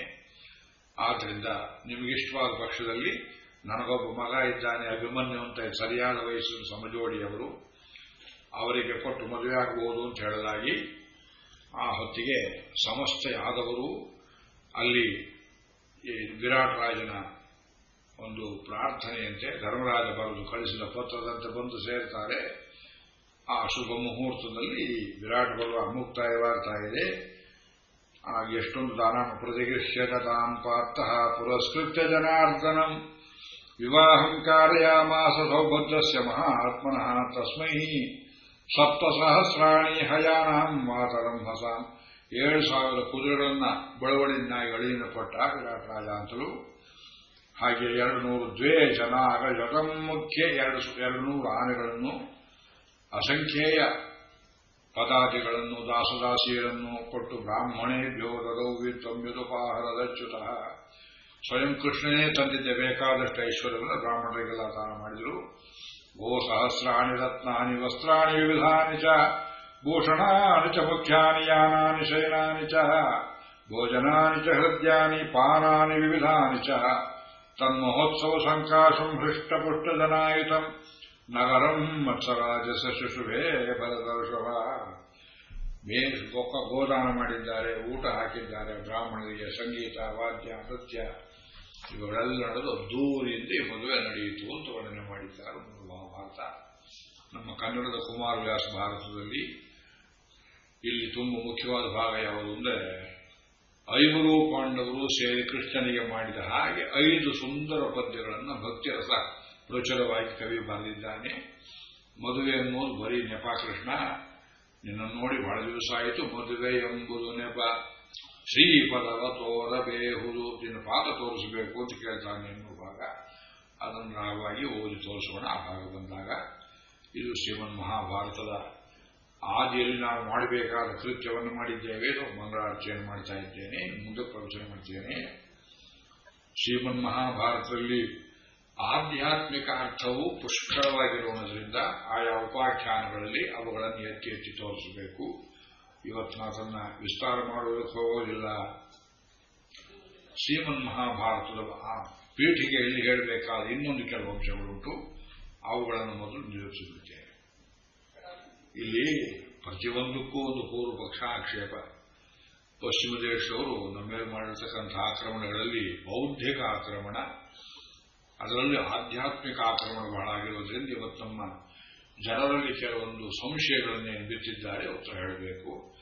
ಎಷ್ಟು ಶ್ಲೋಕಗಳಿವೆ ಶ್ರೀಮನ್ ಮಹಾಭಾರತದಲ್ಲಿ? ಇಲ್ಲಿ 1,00,000ಕ್ಕಿಂತ ಮಿಕ್ಕು ಶ್ಲೋಕಗಳಿವೆ. ಇಷ್ಟೊಂದು ಶ್ಲೋಕಗಳನ್ನು ಒಬ್ಬರೇ ಬರೆದರೆ ಅಂತ ಒಂದು ಪ್ರಶ್ನೆ. ವೇದವ್ಯಾಸ ಅನ್ನೋದು ಒಬ್ಬರ ಹೆಸರಲ್ಲ, ಇದೊಂದು ಕಮಿಟಿ ಹೆಸರು. ಅನೇಕರು ಸೇರಿ ಸೇರಿ ಸೇರಿ ಬರೆದು ಇದು ಇಷ್ಟು ದೊಡ್ಡ ಗ್ರಂಥವಾಯಿತು ಅನ್ನೋದು ಪಶ್ಚಿಮದ ಮೇಧಾವಿಗಳ ಒಂದು ತಪ್ಪು ಕಲ್ಪನೆ. ಈ ತಪ್ಪು ಕಲ್ಪನೆ ಅಪಹಾಸ್ಯ ಮಾಡುವಂತಹ ವಿಷಯವಲ್ಲ. ಪೂನಾದಲ್ಲಿ ಭಂಡಾರ್ಕರ್ ರಿಸರ್ಚ್ ಇನ್ಸ್ಟಿಟ್ಯೂಟ್ ಅಂತ ಒಂದು ಸಂಸ್ಥೆ. ಆ ಸಂಸ್ಥೆಯವರು ಸುಮಾರು 30-40 ವರ್ಷಗಳ ಹಿಂದೆ ವೇದವ್ಯಾಸರೇ ಬರೆದಿದ್ದು ಎಷ್ಟು ಶ್ಲೋಕ ಅನ್ನುವುದರ ಒಂದು ತಪ್ಪು ಕಲ್ಪನೆಯಿಂದ ಇದು ವ್ಯಾಸರದಲ್ಲ, ಇದು ವ್ಯಾಸರದಲ್ಲ, ಇದು ವ್ಯಾಸರದಲ್ಲ ಅಂತ ಕೈಲಿ ಕತ್ತಿ ಹಿಡ್ಕೊಂಡು ಕಟ್ ಮಾಡಿ ಈ ಸಿನಿಮಾ ಪ್ರೊಡಕ್ಷನ್ ಅವರು ಕಟ್ ಅಂತಾರಲ್ಲ ಹಾಗೆ ಕಟ್ ಮಾಡಿ ಮೂಲ ಶ್ಲೋಕ ಒಂದು ನ್ಯೂಕ್ಲಿಯಸ್ ಅಂತ ಹುಡುಕುವುದಕ್ಕೆ ಹೋಗಿ ಆ ಕೆಲಸ ಯಾರಿಗೆ ಹಚ್ಚಿದ್ರು ಅವರು ನಾನು ಮಾಡಿದ್ದು ಸರ್ವಾತ್ಮನ, ನನ್ನ ಜನ್ಮದ ಬಹಳ ದೊಡ್ಡ ತಪ್ಪಾಯಿತು ಅಂತ ಹೇಳಿಕೊಂಡು ಪ್ರಾಣ ಬಿಟ್ಟರು. Professor V.S. ಸುಬ್ಧಂಕರ್ ಎಂಬ ಮಹಾನುಭಾವ. ಈ ಅನರ್ಥಕ್ಕೆ ಏನು ಕಾರಣ? ಆ ಕಾರಣ ನಾನು ಹೇಳಿಬಿಡ್ತೇನೆ. ವೇದವ್ಯಾಸರು ಇಲ್ಲೇ ಒಂದು ಕಡೆ ಹೇಳಿದ್ದಾರೆ, ಮಹಾಭಾರತದಲ್ಲಿ ಎಷ್ಟು ಶ್ಲೋಕಗಳಿವೆ, ನಾನು ಬರೆದಿದ್ದೆಷ್ಟು ಅಂತ ಲೆಕ್ಕಾಚಾರ ಕೊಡುವಾಗ ಮೂಲ ಶ್ಲೋಕಗಳು ಉಪಾಖ್ಯಾನಗಳನ್ನು ಸೇರಿಸಿಕೊಂಡು ಎಣಿಸಿದರೆ 1,00,000 ಉಪಾಖ್ಯಾನಗಳನ್ನು ಬಿಟ್ಟು ಎಣಿಸಿದರೆ 24,000 ಶ್ಲೋಕಗಳು ಎಂಬುದಾಗಿಯೂ ಅವರೇ ಒಂದು ಕಡೆ ಹೇಳಿದ್ದಾರೆ. ವಿಸ್ತರಂ ಕುರುವಂಶಸ್ಯ ಗಾಂಧಾರ್ಯ ಧರ್ಮಶೀಲತಾಂ ಕ್ಷತ್ವ ಪ್ರಜ್ಞಾಂ ಧೃತಿಂ ಕುಂತ್ಯಾಹ ಸಮ್ಯಕ್ ದ್ವೈಪಾಯನೋಬ್ರವೀತ್ ವಾಸುದೇವಸ್ಯ ಮಾಹಾತ್ಮ್ಯಂ ಪಾಂಡವಾನಾಂಚ ಸತ್ಯತಾಂ ದುರ್ವೃತ್ತಂ ಧರ್ತರಾಷ್ಟ್ರಾಣಾಂ ಮುಕ್ತವಾನ್ ಭಗವಾನ್ ಋಷಿ ಇದಂ ಶತಸಹಸ್ರಂತು ಲೋಕಾನಾಂ ಪುಣ್ಯಕರ್ಮಣಾಂ ಉಪಾಖ್ಯಾನೈಃ ಸಹ ಜ್ಞೇಯಂ ಆದ್ಯಂ ಭಾರತಮುತ್ತಮಂ 24,000 ಚಕ್ರೇ ಭರತ ಸಂಹಿತಾಂ ಉಪಾಖ್ಯಾನೈರ್ವಿನಾ ತಾವತ್ ಭಾರತಂ ಪ್ರೋಚ್ಯತೆ ಬುಧೈಃ. ಇವರು ಕಂಟೆಂಟ್ ಶೀಟ್ ಕೊಟ್ಬಿಟ್ಟು ವೇದವ್ಯಾಸದಲ್ಲಿ ಇದಂ ಶತಸಹಸ್ರಂತು ಲೋಕಾನಾಂ ಪುಣ್ಯಕರ್ಮಣಾಂ ಉಪಾಖ್ಯಾನೈಃ ಸಹ ಹಾಗೆ ಬಿಡಿಸ್ಕೋಬೇಕು. ನಳಚರಿತ್ರೆ ಬರುತ್ತೆ, ಸಾವಿತ್ರಿ ಚರಿತ್ರೆ ಬರುತ್ತೆ, ಇನ್ನು ಶಾಂತಿ ಪರ್ವದಲ್ಲಿ ಅಸಂಖ್ಯಾತ ಕಥೆಗಳು ಬರುತ್ತೆ, ರಾಮಾಯಣದ ಕಥೆ ರಾಮೋಪಾಖ್ಯಾನ ಬರುತ್ತೆ, ಹರಿಶ್ಚಂದ್ರನ ಕಥೆ ಬರುತ್ತದೆ, ಕಾವಕರ ಗೀತೆ ಬರ್ತದೆ. ಅವೆಲ್ಲವೂ ಪ್ರಾಚೀನ ಕಥೆಗಳು ಸಂಯೋಜಿತವಾಗಿ ವೇದವ್ಯಾಸರು ಹೆಣೆದಿದ್ದಾರೆ. ಅಷ್ಟನ್ನೂ ಸೇರಿಸಿ ಪಾಂಡವರ ಕೌರವರ ಕಥೆಯ ಜೊತೆಯಲ್ಲಿ ಒಟ್ಟು ಶ್ಲೋಕ ಎಣಿಸಿದರೆ ಇದಂ ಶತಸಹಸ್ರಂತು ಲೋಕಾನಾಂ ಪುಣ್ಯಕರ್ಮಣ 1,00,000 ಶ್ಲೋಕ ವ್ಯಾಸರು ಹೇಳಿಬಿಟ್ರು. ಅದು 24,000 ಚಕ್ರೇ ಭರತ ಸಂಹಿತಾಂ ಉಪಾಖ್ಯಾನೈರ್ವಿನಾ ಉಪಾಖ್ಯಾನ ಬಿಟ್ಟು ಎಣಿಸಿದರೆ 24,000 ಶ್ಲೋಕ ಆಗ್ತದೆ. ಹಾಗಿದ್ರೆ ಇನ್ನೊಂದು ಮಾತನ್ನು ಹೇಳ್ತಾರೆ, 8 ಶ್ಲೋಕ ಸಹಸ್ರಾಣಿ 8 ಶ್ಲೋಕ ಶತಾನಿ ಚ ಅಹಂ ವೇದ್ಮಿ ಶುಕೋ ವೇತ್ತಿ ಸಂಜಯೋ ವೇತ್ತಿ ವಾನವ. ಇಲ್ಲಿ 8,008 ಶ್ಲೋಕಗಳುಂಟು, ಇದಕ್ಕೆ ಕೂಟ ಶ್ಲೋಕಗಳು ಅಂತ 3 ಲೆಕ್ಕ ಕೊಡ್ತಾರೆ. 8,801 24,000 ಅಂತ ಒಂದು, 1,00,000 ಅಂತ ಒಂದು. ನಮ್ಮ ದೇಶದಲ್ಲಿ ಪೂರ್ವಜರು ನಮಗೆ ಇಲ್ಲಿ ತನಕ ಹೇಳ್ತಾ ಬಂದಿರೋದು ಬರೀ ಕೌರವ ಪಾಂಡವರ ಕಥೆ ಅಂದ್ರೆ 24,000 ಶ್ಲೋಕ. ಅದಕ್ಕೆ ಗಾಯತ್ರಿ ಅರ್ಥ ಪ್ರತಿಪಾದಕ. 1,00,000 ಅಂದ್ರೆ ಸರಿಯಾಗಿ 1,00,000 ಅಂತ ಹಾಗೆ ಅದಕ್ಕೆ ಹಿಡಿಬೇಕಾ? 1,00,000ಕ್ಕೆ ಮೀರ್ಕು ಅನ್ನುವ ಅರ್ಥದಲ್ಲಿ ಅದು ಮಹಾಭಾರತದ ಅನೇಕ ಮಹರ್ಷಿಗಳ ಪೂರ್ವಜರ ಕಥೆಗಳನ್ನೆಲ್ಲ ಸೇರಿಸಿಕೊಂಡು ಹೇಳಿದ್ದು. ಮತ್ತೆ 8,800 ಇಲ್ಲಿ ಬರೋದು. ಕೂಟ ಶ್ಲೋಕ ಅಂದ್ರೆ ಪಶ್ಚಿಮದವರೇ ತಿಳ್ಕೊಂಡ್ರು ಇದೇ ಮೂಲ ನ್ಯೂಕ್ಲಿಯಸ್. ಕೂಟ ಅಂದ್ರೆ ಒರಿಜಿನಲ್ ಅನ್ನೋ ಅರ್ಥದಲ್ಲಿ. ನಮ್ಮಲ್ಲಿ ಪೂರ್ವಜರೇನು ಹೇಳ್ತಾರೆ, ಕೂಟ ಶ್ಲೋಕ ಅಂದ್ರೆ ಬಿಡಿಸುವುದಕ್ಕೆ ಅತ್ಯಂತ ಕಠಿಣವಾದ ದ್ವಂದ್ವಾರ್ಥವುಳ್ಳಂತಹ ಶ್ಲೋಕಗಳು. ಅತ್ಯಾಕಾರ ಬರೀಬೇಕಾಗಿದೆ ವೇದವ್ಯಾಸರು. ಇಲ್ಲಿ ಹೇಳ್ತಾರೆ, ಮಹಾಭಾರತದಲ್ಲೇ ಬರೋದು ಎಲ್ಲ ಮಾತುಗಳು ಮೂಲದಲ್ಲೋದನ್ನು ಹೇಳ್ತಾ ಇದ್ದೇನೆ. ತ್ರಿಭಿರ್ವರ್ಷ ಹೀರಂ ಪೂರ್ಣಂ. ಎಷ್ಟು ವರ್ಷ ಹಿಡೀತು? 3 ವರ್ಷ ಹಿಡೀತು ವೇದವ್ಯಾಸರು ರಚನೆ ಮಾಡಿ ಹೇಳುವುದಕ್ಕೆ. ಬರ್ಕೊಂಡವರು ಯಾರು? ಗಜಾನನನ್ನ ಗಣೇಶನನ್ನ ಕರೆದು ಹೇಳಿದ್ರು, ಇದು ದೊಡ್ಡ ಗ್ರಂಥವಾಗುತ್ತೆ, ನಾ ಹೇಳೋದನ್ನು ಬರ್ಕೋತಾ ಹೋಗಬೇಕು, ನಿಂದು ಬಿಟ್ಟರೆ ಬರ್ಕೊಳ್ಳೋದಿಲ್ಲ. ಆದವನು ಗಣೇಶ ಹೇಳಿದ, ನೀವು ಹೇಳೋದು ನಾ ಬರ್ಕೊಳ್ತೇನೆ, ಒಂದು ನಿಬಂಧನೆ. ನಾನು ಬರೆಯುವಾಗ ನನ್ನ ಕೈಯಲ್ಲಿರುವ ಈ ಬರೆಯುವ ಲೇಖನಿ ಕೆಳಗಿಡದೇ ಇರುವಂತೆ ನೀವು ಶ್ಲೋಕವನ್ನು ಕಂಪೋಸ್ ಮಾಡಿ ಹೇಳಬೇಕು. ಅದಕ್ಕೆ ವೇದವ್ಯಾಸರಿಗೆ ಹೇಳ್ಕೊಡ್ಬೇಕೆ. ಅವರು ಹೇಳಿದ್ರು, ಬಹಳ ಸಂತೋಷ, ನಾ ಹೇಳಿ ಶ್ಲೋಕಗಳಿಂದ ಅರ್ಥ ಮಾಡಿಕೊಂಡೇ ಬರೀಬೇಕು ಅಂತ ಅವರು ಒಂದು ನಿಬಂಧನೆಯನ್ನು ಹಾಕಿದ್ರು. ಗಣಪತಿ ಏನ್ ಮಾಡೋನು, ಶ್ಲೋಕ ಹೇಳ್ಕೊಂಡು ಆಯ್ತು ಆಯ್ತು ಆಯ್ತು ಹೇಳೋಕ್ ಮುಂಚೆ ಬಲ್ಬಿಡೋರು. ಆ ವ್ಯಾಸರು ಹೇಳೋರು, ಒಂದು ಕಠಿಣ ಶ್ಲೋಕವನ್ನ ಹಾಕಿದ ಕೂಡಲೇ ಆ ಶಬ್ದಗಳನ್ನು ಬಿಡಿಸುವುದರಲ್ಲಿ ಅರ್ಥ ಮಾಡಿಕೊಳ್ಳೋ ಸ್ವಲ್ಪ ತಡೆ ಮಾಡಿ ಅವ್ರ ತಲೆ ಕೆರ್ಕೊಳ್ತಾ ಇರುವಾಗ ಸಾವಿರಾರು ಶ್ಲೋಕಗಳನ್ನ ಮಾಡ್ತಿದ್ರು. ಇವಕ್ಕೆ ಕೂಟ ಶ್ಲೋಕಗಳು ಇಂಥದ್ದು 8,800 ಶ್ಲೋಕಗಳು. 8-10 ನಾವು ಪತ್ತೆ ಮಾಡಿದ್ದೇವೆ. 1-2 ಶ್ಲೋಕ ಹೇಳಿ ತೋರಿಸಬಹುದು. ಈಗ ಉದಾಹರಣೆಗೆ ವಿರಾಟ ಪರ್ವದಲ್ಲಿ ಅರ್ಜುನ ಉತ್ತರ ಕುಮಾರನನ್ನ ಸಾರಥಿ ಮಾಡಿಕೊಂಡು ತಾನೇ ರಥಿಯಾಗಿ ಆ ಓಡ್ ಹೋಗ್ತಾ ಇದ್ದವನ್ನ ಕರ್ಕೊಂಡ್ಬಂದು ರಥದಲ್ಲಿ ಬರ್ತಾನೆ ಅನ್ನೋ ಪ್ರಸಂಗ. ಎದುರುಗಡೆ ಇದ್ದ ಸೈನ್ಯದಲ್ಲಿ, ಕೌರವ ಸೈನ್ಯದಲ್ಲಿ ಭೀಷ್ಮ ಇದನ್ನು ಗಮನಿಸ್ತಾನೆ. ಗಮನಿಸಿದ ಭೀಷ್ಮ, ನಮ್ಮ ಅರ್ಜುನ ಬಂದುಬಿಟ್ಟ ಅಂತ ಹೇಳಬೇಕು. ಆನಂದ ಬಾಷ್ಪ ಬರ್ತಾ ಇದೆ, ಪಕ್ಕದಲ್ಲಿ ದ್ರೋಣ ಇದ್ದಾನೆ. ಆದರೆ ಶನಿಯಂತೆ ದುರ್ಯೋಧನನು ಇನ್ನೊಂದು ಕಡೆ ನಿಂತಿದ್ದಾನೆ. ಅವನಿಗೆ ಗೊತ್ತಾಗಬಾರದು ಅರ್ಥ. ದ್ರೋಣನಿಗೆ ಅರ್ಥ ಆಗಿರಬೇಕು, ದುರ್ಯೋಧನ ತಿಳಿದಿರಬಾರದು. ಈ ಅರ್ಥದಲ್ಲಿ ಒಂದು ಶ್ಲೋಕವನ್ನು ಹೇಳಿದ ಕೂಟ ಶ್ಲೋಕ. ಆ ಶ್ಲೋಕ ಆಗಿದೆ, ನದಿ ಜಲಂ ಕೇಶವ ನಾರಿಕೇತು ನಗಾಹ್ವಯೋ ನಾಮ ನಗಾರಿಸೂನು ಯೇಷೋಂಗನಾವೇಶಧರ ಕಿರೀಟಿ ಜಿತ್ವಾ ವಯಂ ನಿಶ್ಯತಿ ತರ್ಜಗಾವ.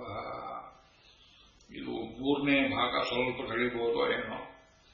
ಪ್ರಾರಂಭದಲ್ಲಿ ಏನು ನದಿ, ಒಬ್ಬರು ಅರ್ಥ ಹೇಳ್ತಿದ್ರು. ನದಿ ನದಿ ಅಂದ್ರೆ ಗೊತ್ತಿಲ್ವೇ? ನೀರು. ಜಲಂ, ಹೌದು, ಮತ್ತೆ ನದಿ ಅಂದ್ಮೇಲೆ ಜಲ ಇರುವುದೇ. ಕೇಶವ, ಕೇಶವನಿಗೂ ನದಿಗೂ ಜಲಕ್ಕೂ ಏನು ಸಂಬಂಧ? ಅದು ನಾರಾಯಣ ತತ್ವ. ಏನೋ ಸರಿ ಹೋಯಿತು. ನಾರಿ, ಹೆಂಗಸಾಟಕ್ಕೆ ಬಂದ್ಲು. ಕೇಶವ ಇದ್ದ ಕಡೆ, ಕೃಷ್ಣ ಅಂದ್ಮೇಲೆ ಒಬ್ಬ ಸ್ತ್ರೀ ಇರಬೇಕಲ್ಲ. ಷೋಡಶ ಸಹಸ್ರ ಸ್ತ್ರೀ ಪರಿವೃತ, ಅದಕ್ಕೆ ನಾರಿ. ಕೇತು, ಯಾವ ಅವು ಕೇತು ಎಲ್ಲಪ್ಪ ಬಂದರು, ಇಲ್ಲಿ ಅರ್ಥ ಆಗೋದಿಲ್ಲ. ನಗಾಹ್ವಯೋ ನಾಮ ನಗಾರಿಸೂನು, ఒకటి ಆಯಿತು. ಏಷೋಂಕನಾವೇಶ ಹರ ಕಿರೀಟಿ ಜಿತ್ವಾ ವಯಂ ನೇಷ್ಯತಿ. ಕರ್ತೃ ಕ್ರಿಯಾಪದಗಳನ್ನು ಹೊಂದಿಸುವುದಕ್ಕೆ ಕಷ್ಟ ಹೀಗೆ ಬಿಡಿಸಿದೆ. ಅರ್ಥ ಏನು? ಶ್ಲೋಕ ಬಿಡಿಸುವ ರೀತಿಯ ಬೇರೆ ಮಾಡಲು. ನದಿ ಜ, ನದಿಯಲ್ಲಿ ಹುಟ್ಟಿದವನೇ, ಗಂಗೆ ಪುತ್ರನೇ, ಇದು ಸಂಬೋಧನೆ. ಹೇ ಭೀಷ್ಮ, ಲಂಕೇಶವನಾರಿಕೇತು. ಲಂಕೇಶ ಅಂದ್ರೆ ರಾವಣ, ಪತ್ರಿಕಾಕರ್ತ ಸತ್ತೋದ್ನಲ್ಲ ಅವನಲ್ಲ. ಲಂಕೇಶ, ಲಂಕೆಗೆ ಒಡೆಯನಾದ ರಾವಣನ ವನ ಒಂದಿತ್ತಲ್ಲ, ಅಶೋಕವನ. ಅರಿ, ಅದಕ್ಕೆ ಶತ್ರು ಭಯಂಕರನಾಗಿ ಅದನ್ನು ಮುರಿದು ಹಾಕಿದವನು ಆಂಜನೇಯ ಸ್ವಾಮಿ. ಅವನನ್ನೇ ಕೇತು, ಧ್ವಜದಲ್ಲಿ ಉಂಟವನು ಅಂದ್ರೆ ಕಪಿಧ್ವಜ ಅಂದ್ರೆ ಅರ್ಜುನ ಅಂತ ಅರ್ಥ. ನೋಡಿ, ಇಷ್ಟು ಅರ್ಜುನನು ಕೊಕಟೆ. ಹೇ ನದೀಜ ಲಂಕೇಶವನಾಲಿ ಕೇತು ನಗಾಹ್ವಯೋ ನಾಮ. ನಗ ಅಂದ್ರೆ ಇದು ಒಂದು ಮರದ ಹೆಸರು. ನಗಚ್ಛತಿ ಇತಿ ನಗ, ಸಂಚಾರ ಮಾಡೋಕ್ಕಾಗದೆ ನಿಂತು ಕಡೆಯ ನಿಂತಿರೋದು ಅಂದ್ರೆ ಮರ. ಯಾವ ಮರ? ಮತ್ತಿ ಮರ. ಮತ್ತಿ ಮರಕ್ಕೆ ಸಂಸ್ಕೃತದಲ್ಲಿ ಅರ್ಜುನ ಅಂತ ಹೇಳ್ತಾರೆ, ಅರ್ಜುನ ವೃಕ್ಷ. ನಗ ಕ್ವಯೋ ನಾಮ ನಗಾರಿ ಸೂನು, ಕನ್ನಡದ ನಗಾರಿ ಅಲ್ಲ ಇದು. ನಗ ಅಂದ್ರೆ ಇನ್ನೊಂದು ಅರ್ಥ, ಪರ್ವತ ಅಂತ. ಅದಕ್ಕೆ ಶತ್ರು ಅಂದ್ರೆ ಇಂದ್ರ ಅಂತ ಅರ್ಥ. ಇಂದ್ರಪುತ್ರನಾದ ಇದು ಅರ್ಜುನ ಬರ್ತಾ ಇದ್ದಾನೆ. ಯೇಷೋ ಅಂಗನಾವೇಶಧರ ಕಿರೀಟಿ, ಶ್ರೀರೂಪವನ್ನು ಧರಿಸಿ ಬರ್ತಿದ್ದಾನೆ. ಅವನಿಗೆ ಕಿರೀಟಿ ಅಂತ ಒಂದು ಹೆಸರು ಅರ್ಜುನನ ದಶನಾಮಗಳಲ್ಲಿ. ಇಂದ್ರ ಕೊಟ್ಟಿದ್ದ ಒಂದು ನೀಳವಾದ ಕಿರೀಟದ ನೆಪದಲ್ಲಿ ಅರಣ್ಯ ಪರ್ವದ ಕಥೆ. ಅಂಗನ ಆವೇಶಧರ ಕಿರೀಟಿ ಜಿತ್ವ ಅವ ಯಂ ನೇಷ್ಯತಿ ಚ ಅದ್ಯಗಾವ. ಯಾವನು ನಮ್ಮನ್ನು ಗೆದ್ದುಕೊಂಡು ಹೋಗ್ತಾನೆಯೋ, ಈ ಗೋವುಗಳನ್ನು ಮತ್ತೆ ಪಡ್ಕೊಂಡು ಹೋಗ್ತಾನೆಯೋ ಅವನನ್ನು ಗೆಲ್ಲುವ ಉಪಾಯವನ್ನು ಹೇಳು ಅಂತ ದ್ರೋಣನಿಗೆ ಹೇಳುವಂತ ಒಂದು ಮಾತು. ಇದು ಒಂದು ಕೂಟ ಶ್ಲೋಕ. ಅಟ್ಟಶೂಲ ಜನಪದಾ ಶಿವಶೂಲಾಶ್ಚತುಷ್ಪಥಾ ಕೇಶಶೂಲ ಶ್ರಿಯೋ ರಾಜನ್ಮಿ ಭವಿಷ್ಯಂತಿ ಕಲೋ ಯುಗೆ. ಶಾಂತಿ ಬರೋದು ಒಂದು ಕಡೆ ಇನ್ನೊಂದು ಶ್ಲೋಕ ಇದು. ಅಟ್ಟಶೂಲ ಜನಪದಾ ಏನರ್ಥ ಆಗುತ್ತೆ ನೋಡಿ. ಅಟ್ಟ ಅಂದ್ರೆ ಮನೆಯ ಮೇಲೆ ಅಟ್ಟ ಅಂತ ಕನ್ನಡದಲ್ಲಿ ಹೇಳ್ತೇವಲ್ಲ, ಅದಲ್ಲ ಇದು. ಅಟ್ಟವನ್ನಂ ಶಿವೋ ವೇದ. ಅಟ್ಟ ಅಂದ್ರೆ ಅಡುಗೆ ಅಂತ ಅರ್ಥ.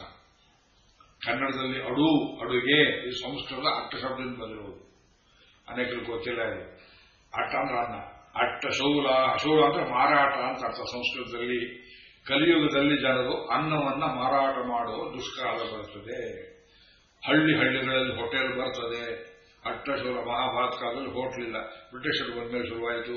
ಅಟ್ಟಶೂಲ ಜನಪದಾ ಶಿವಶೂಲಾ ಚತುಷ್ಪಥಾ. ಶಿವ ಅಂದ್ರೆ ವೇದಕ್ಕೆ ಹೆಸರು, ಶೂಲ ಅಂದ್ರೆ ಮಾರಾಟ ಮಾಡಿ. ವೇದವನ್ನು ನಡುಬೀದಿಯಲ್ಲಿ ಚತುಷ್ಪಥ 4 ಬೀದಿ ಕೊಡೋ ಜಾಗದಲ್ಲಿ ಬ್ರಾಹ್ಮಣರು ವೇದ ವಿಕ್ರಯವನ್ನು ಮಾಡ್ತಾರೆ. Knowledge is not for sale. ಇವತ್ತು ಕೇಳಿ, ನಾಟ್ ಓನ್ಲಿ ಸ್ಪಿರಿಚುವಲ್ ನಾಲೆಜ್, ಪ್ರತಿಯೊಂದು ಮಾರಾಟ ಮಾರಾಟ ಮಾರಾಟ.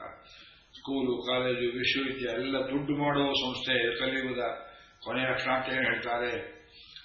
ಕೇಶಶೂಲ ಸ್ತ್ರೀಯೋ ರಾಜನ್ನೇ. ಸ್ತ್ರೀಯರು ಕೂಡ ಕೇಶಶೂಲ, ಕೇಶ ಅಂದ್ರೆ ಭಗಸ್ಥಾನ. ಸ್ತ್ರೀಯರು ಮಾನ ಮರ್ಯಾದೆಯನ್ನು ಮಾರಿಕೊಳ್ಳುವಂತಹ ಕಾಲ. ಭವಿಷ್ಯಂತಿ ಕಲೋವಿಗೆ. ಹೀಗೆ ಈ ಸರ್ಪಾಸ್ತ್ರವನ್ನು ಕರ್ಣ ಪ್ರಯೋಗ ಮಾಡುವ ಸಂದರ್ಭದಲ್ಲಿ ಕರ್ಣಪರ್ವದಲ್ಲಿ ಕೂಡ ಶ್ಲೋಕ ಬರುತ್ತದೆ. ಮತ್ತು ಪಾಂಡವರು ಅರಗಿನ ಮನೆಯಲ್ಲಿ ಸುಡಲ್ಪಡುವುದಕ್ಕೆ ಒಂದು ಸಂಚನ್ನು ಕೌರವರು ಮಾಡಿಕೊಂಡಾಗ ತಪ್ಪಿಸಿಕೊಳ್ಳುವ ರೀತಿಯನ್ನು ಹೇಳ್ತಕ್ಕಂತಹ ವಿದುರ ಧರ್ಮರಾಜನಿಗೆ ದುರ್ಯೋಧನ ಎದುರಿಗೆ ಹೇಳ್ತಕ್ಕಂಥದ್ದು ಕೆಲವು ಕೂಟ ಶ್ಲೋಕಗಳಿವೆ. ವಿದುರ ನೀತಿಯಲ್ಲಿ ಕೆಲವು ಬರ್ತವೆ. ಇಂಥದ್ದು 8,800 ಕೂಟ ಶ್ಲೋಕ ಇದೆ. ವ್ಯಾಸರೇ ಹೇಳ್ತಾರೆ. ಇದಕ್ಕೆಲ್ಲ ಯಾರ ಅರ್ಥವನ್ನು ಹೇಳ್ಬೋದು ಅಂದ್ರೆ, ಅಹಂ ವೇದ್ಮಿ. ಆ ಶ್ಲೋಕ ಎಲ್ಲಿದೆ, ಅದಕ್ಕೆ ಏನರ್ಥ ನನಗೆ ಗೊತ್ತು. ಶುಕೋ ವೇತ್ತಿ. ಮೊದಲನೇ ಶಿಷ್ಯ ವ್ಯಾಸರ ಪುತ್ರ ಶುಕನಿಗೆ ಹೇಳ್ಕೊಟ್ಟಿದ್ದೇನೆ. ಸಂಜಯೋ ವೇತ್ತಿ ವಾನವ. ಎರಡನೇ ಶಿಷ್ಯ ಸಂಜಯನ ಗೊತ್ತಿತ್ತು, ಒಂದು ವೇಳೆ ಗೊತ್ತಿಲ್ಲದೆ ಇದ್ರಿಲ್ಲ. They are scattered all over. ಇದು ಮೂಲ ಶ್ಲೋಕ, ಕೂಟ ಶ್ಲೋಕ. ಅದು ಈ ಅರ್ಥದಲ್ಲಿ ಹೇಳಿದ್ರೆ ಪಾಶ್ಚಾತ್ಯ ಪ್ರಕೃತಿಗಳು ಒರಿಜಿನಲ್ ಬರೆದದ್ದೇ ವೇದವ್ಯಾಸ 8,800 ಅಪಾರ್ಥವನ್ನು ಮಾಡಿಕೊಂಡು ಅದನ್ನು ಹುಡುಕೋದಕ್ಕೆ ಹೋಗಿ ಇದು ವೇದವ್ಯಾಸ ಹೇಳಿದ್ದಲ್ಲ, ವೈಶಂಪಾಯನವಾಚ ಬಂತು, ವೇದವ್ಯಾಸ ಹೇಳ್ತಾರೆ. ಸೌತಿವಾಚ ವ್ಯಾಸರು ಹೇಳಲಿಲ್ಲ. ನಾವು ಹೇಳ್ತೇವೆ ಮಹಾಭಾರತ ಅನ್ನೋದು ಪರಂಪರೆಯಲ್ಲಿ ಬಂದ ಗ್ರಂಥ. ವೇದವ್ಯಾಸರು ಇದನ್ನು ಒಂದು ಕಾಲದ ರಚನೆ ಮಾಡಿದ್ರು, ಮುಂದೆ ಬರೋ ಉಪಯೋಗ ಬರುತ್ತೆ ಅಂತ. ಅದನ್ನು ವೈಶಂಪಾಯನರಿಗೆ ಕೊಟ್ಟರು. ವೈಶಂಪಾಯನರು ನಮ್ಮ ಗುರುಗಳು ಹೀಗೆ ಹೇಳ್ತಿದ್ರು ಅಂತ ಅದನ್ನು ವಿವರಣ ರೂಪದಲ್ಲಿ ಕೆಲವು ಭಾಗಗಳನ್ನು ಅವರವರ ಹೆಸರಲ್ಲೇ ಕೊಟ್ಟಿದ್ದಾರೆ. ಅದನ್ನು ಕೇಳಿದಂತಹ ಸೂತ ಪೌರಾಣಿಕರು ನಮ್ಮ ಗುರುಗಳು ಹೇಳ್ತಿದ್ರು ಅಂತ ಅವರು ಕೆಲವಾದಲ್ಲಿ ವಿವರಣೆಗಳನ್ನು ಕೊಟ್ಟಿದ್ದಾರೆ. ಈ ಮೂವರ ಒಂದು ಪ್ರವಚನಗಳ ಸಂಘಾತ ರೂಪದಲ್ಲಿರೋದ್ರಿಂದ ಇದು ವೇದವ್ಯಾಸ ಕರ್ತೃಕಾದ್ರೆ ಒಂದು ಪರಂಪರೆಯಿಂದ ಬಂದಿದೆ ಅಂತ ಹೇಳ್ತೇವೆ. ನಮಗಿದ್ರಲ್ಲಿ ಯಾವ ವಿಧವಾದಂತಹ ಸಂಶಯವಿಲ್ಲ. ಇಂಥ ಗ್ರಂಥದ ವಿಷಯ ಏನಿದೆ?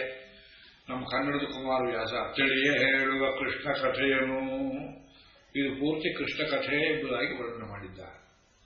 ಆದರೆ ವ್ಯಾಸರು ಹೇಳ್ತಾರೆ, ಇದರಲ್ಲಿ 7 ಮುಖ್ಯ ಪ್ರಮೇಯಗಳನ್ನು ಹೇಳಿದ್ದೇನೆ. ವಾಸುದೇವಸ್ಯ ಮಾಹಾತ್ಮ್ಯಂ.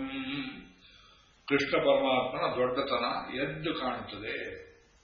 ಅಂದರೆ ಕೃಷ್ಣ ಕಥೆ ಬರುವುದಲ್ಲಿ ಮೂಲ ಮಹಾಭಾರತದಲ್ಲಿ ದ್ರೌಪದಿ ವಿವಾಹ ಸಂದರ್ಭದಲ್ಲಿ ಪಾಂಚಾಲಿಯನ್ನು ಕರೆದುಕೊಂಡು 5 ಪಾಂಡವರು ಕುಂತಿ ಮತ್ತು ತಾವು ತಂಗಿದ್ದು ಕುಂಬಾರ ಶೆಟ್ಟಿ ಮನೆಗೆ ಬರ್ತಾರೆ ಎಂಬುದೇ ಕೃಷ್ಣನ ಪ್ರಥಮ ಭೇಟಿ. ಅಲ್ಲಿ ತನ್ನ ಕೃಷ್ಣ ಕಥೆ ಬರೋದಿಲ್ಲ. ಆಮೇಲೆ ಕೃಷ್ಣನು ಮರೆಯೋದಿಕ್ಕೆ ಆಗೋದಿಲ್ಲ. ಪಾಂಚಾಲಿ ಸ್ವಯಂವರದಿಂದ ಹಿಡಿದು ಅಶ್ವತ್ಥಾಮನ ನಿಗ್ರಹ ಮಾಡಿ ಉತ್ತರೆಯ ಗರ್ಭವನ್ನು ರಕ್ಷಿಸಿ ಪಂಚಪಾಂಡವರನ್ನು ಮೇಲಕ್ಕೆತ್ತಿ ತನ್ನ ವಂಶದವರಿಗೂ ಮೋಕ್ಷವನ್ನಿತ್ತು ಮೌಸಲ್ ಪರ್ವದ ಕಥೆ, ಯಾದವ ವಿನಾಶದ ಕಥೆ. ಇದು ಪೂರ್ತಿ ಕೃಷ್ಣ ಕಥೆ. ವಾಸುದೇವಸ್ಯ ಮಾಹಾತ್ಮ್ಯಂ ಪಾಂಡವಾನಾಂಚ ಸತ್ಯತಾಂ. ಪಂಚಪಾಂಡವರು ಸತ್ಯಕ್ಕೋಸ್ಕರವೇ ಪ್ರಾಣವನ್ನು ಬಿಟ್ಟರು. ಆ ಸತ್ಯವನ್ನು ಮೇಲೆ ಕೆತ್ತುವುದಕ್ಕಾಗಿಯೇ ಕೃಷ್ಣ ಅವರನ್ನು ಉಪಯೋಗ ಮಾಡಿಕೊಂಡ. 3ನೇದು ದುರ್ವೃತ್ತಂ ಧೃತರಾಷ್ಟ್ರಾಣ. ಧೃತರಾಷ್ಟ್ರ ಮಕ್ಕಳು ಎಂಥ ದುಷ್ಟರು ಅಂತ ಲೋಕಕ್ಕೆ ತೋರಿಸೋದಕ್ಕೆ ಆ ಪ್ರಮೇಯ ಮಾಡಿಕೊಂಡಿದ್ದಾರೆ. ಇಂಥವ್ರು ಇನ್ನೂ ಬರ್ತಾರೆ ಕಲಿಯುಗದಲ್ಲಿ ಕೂಡ.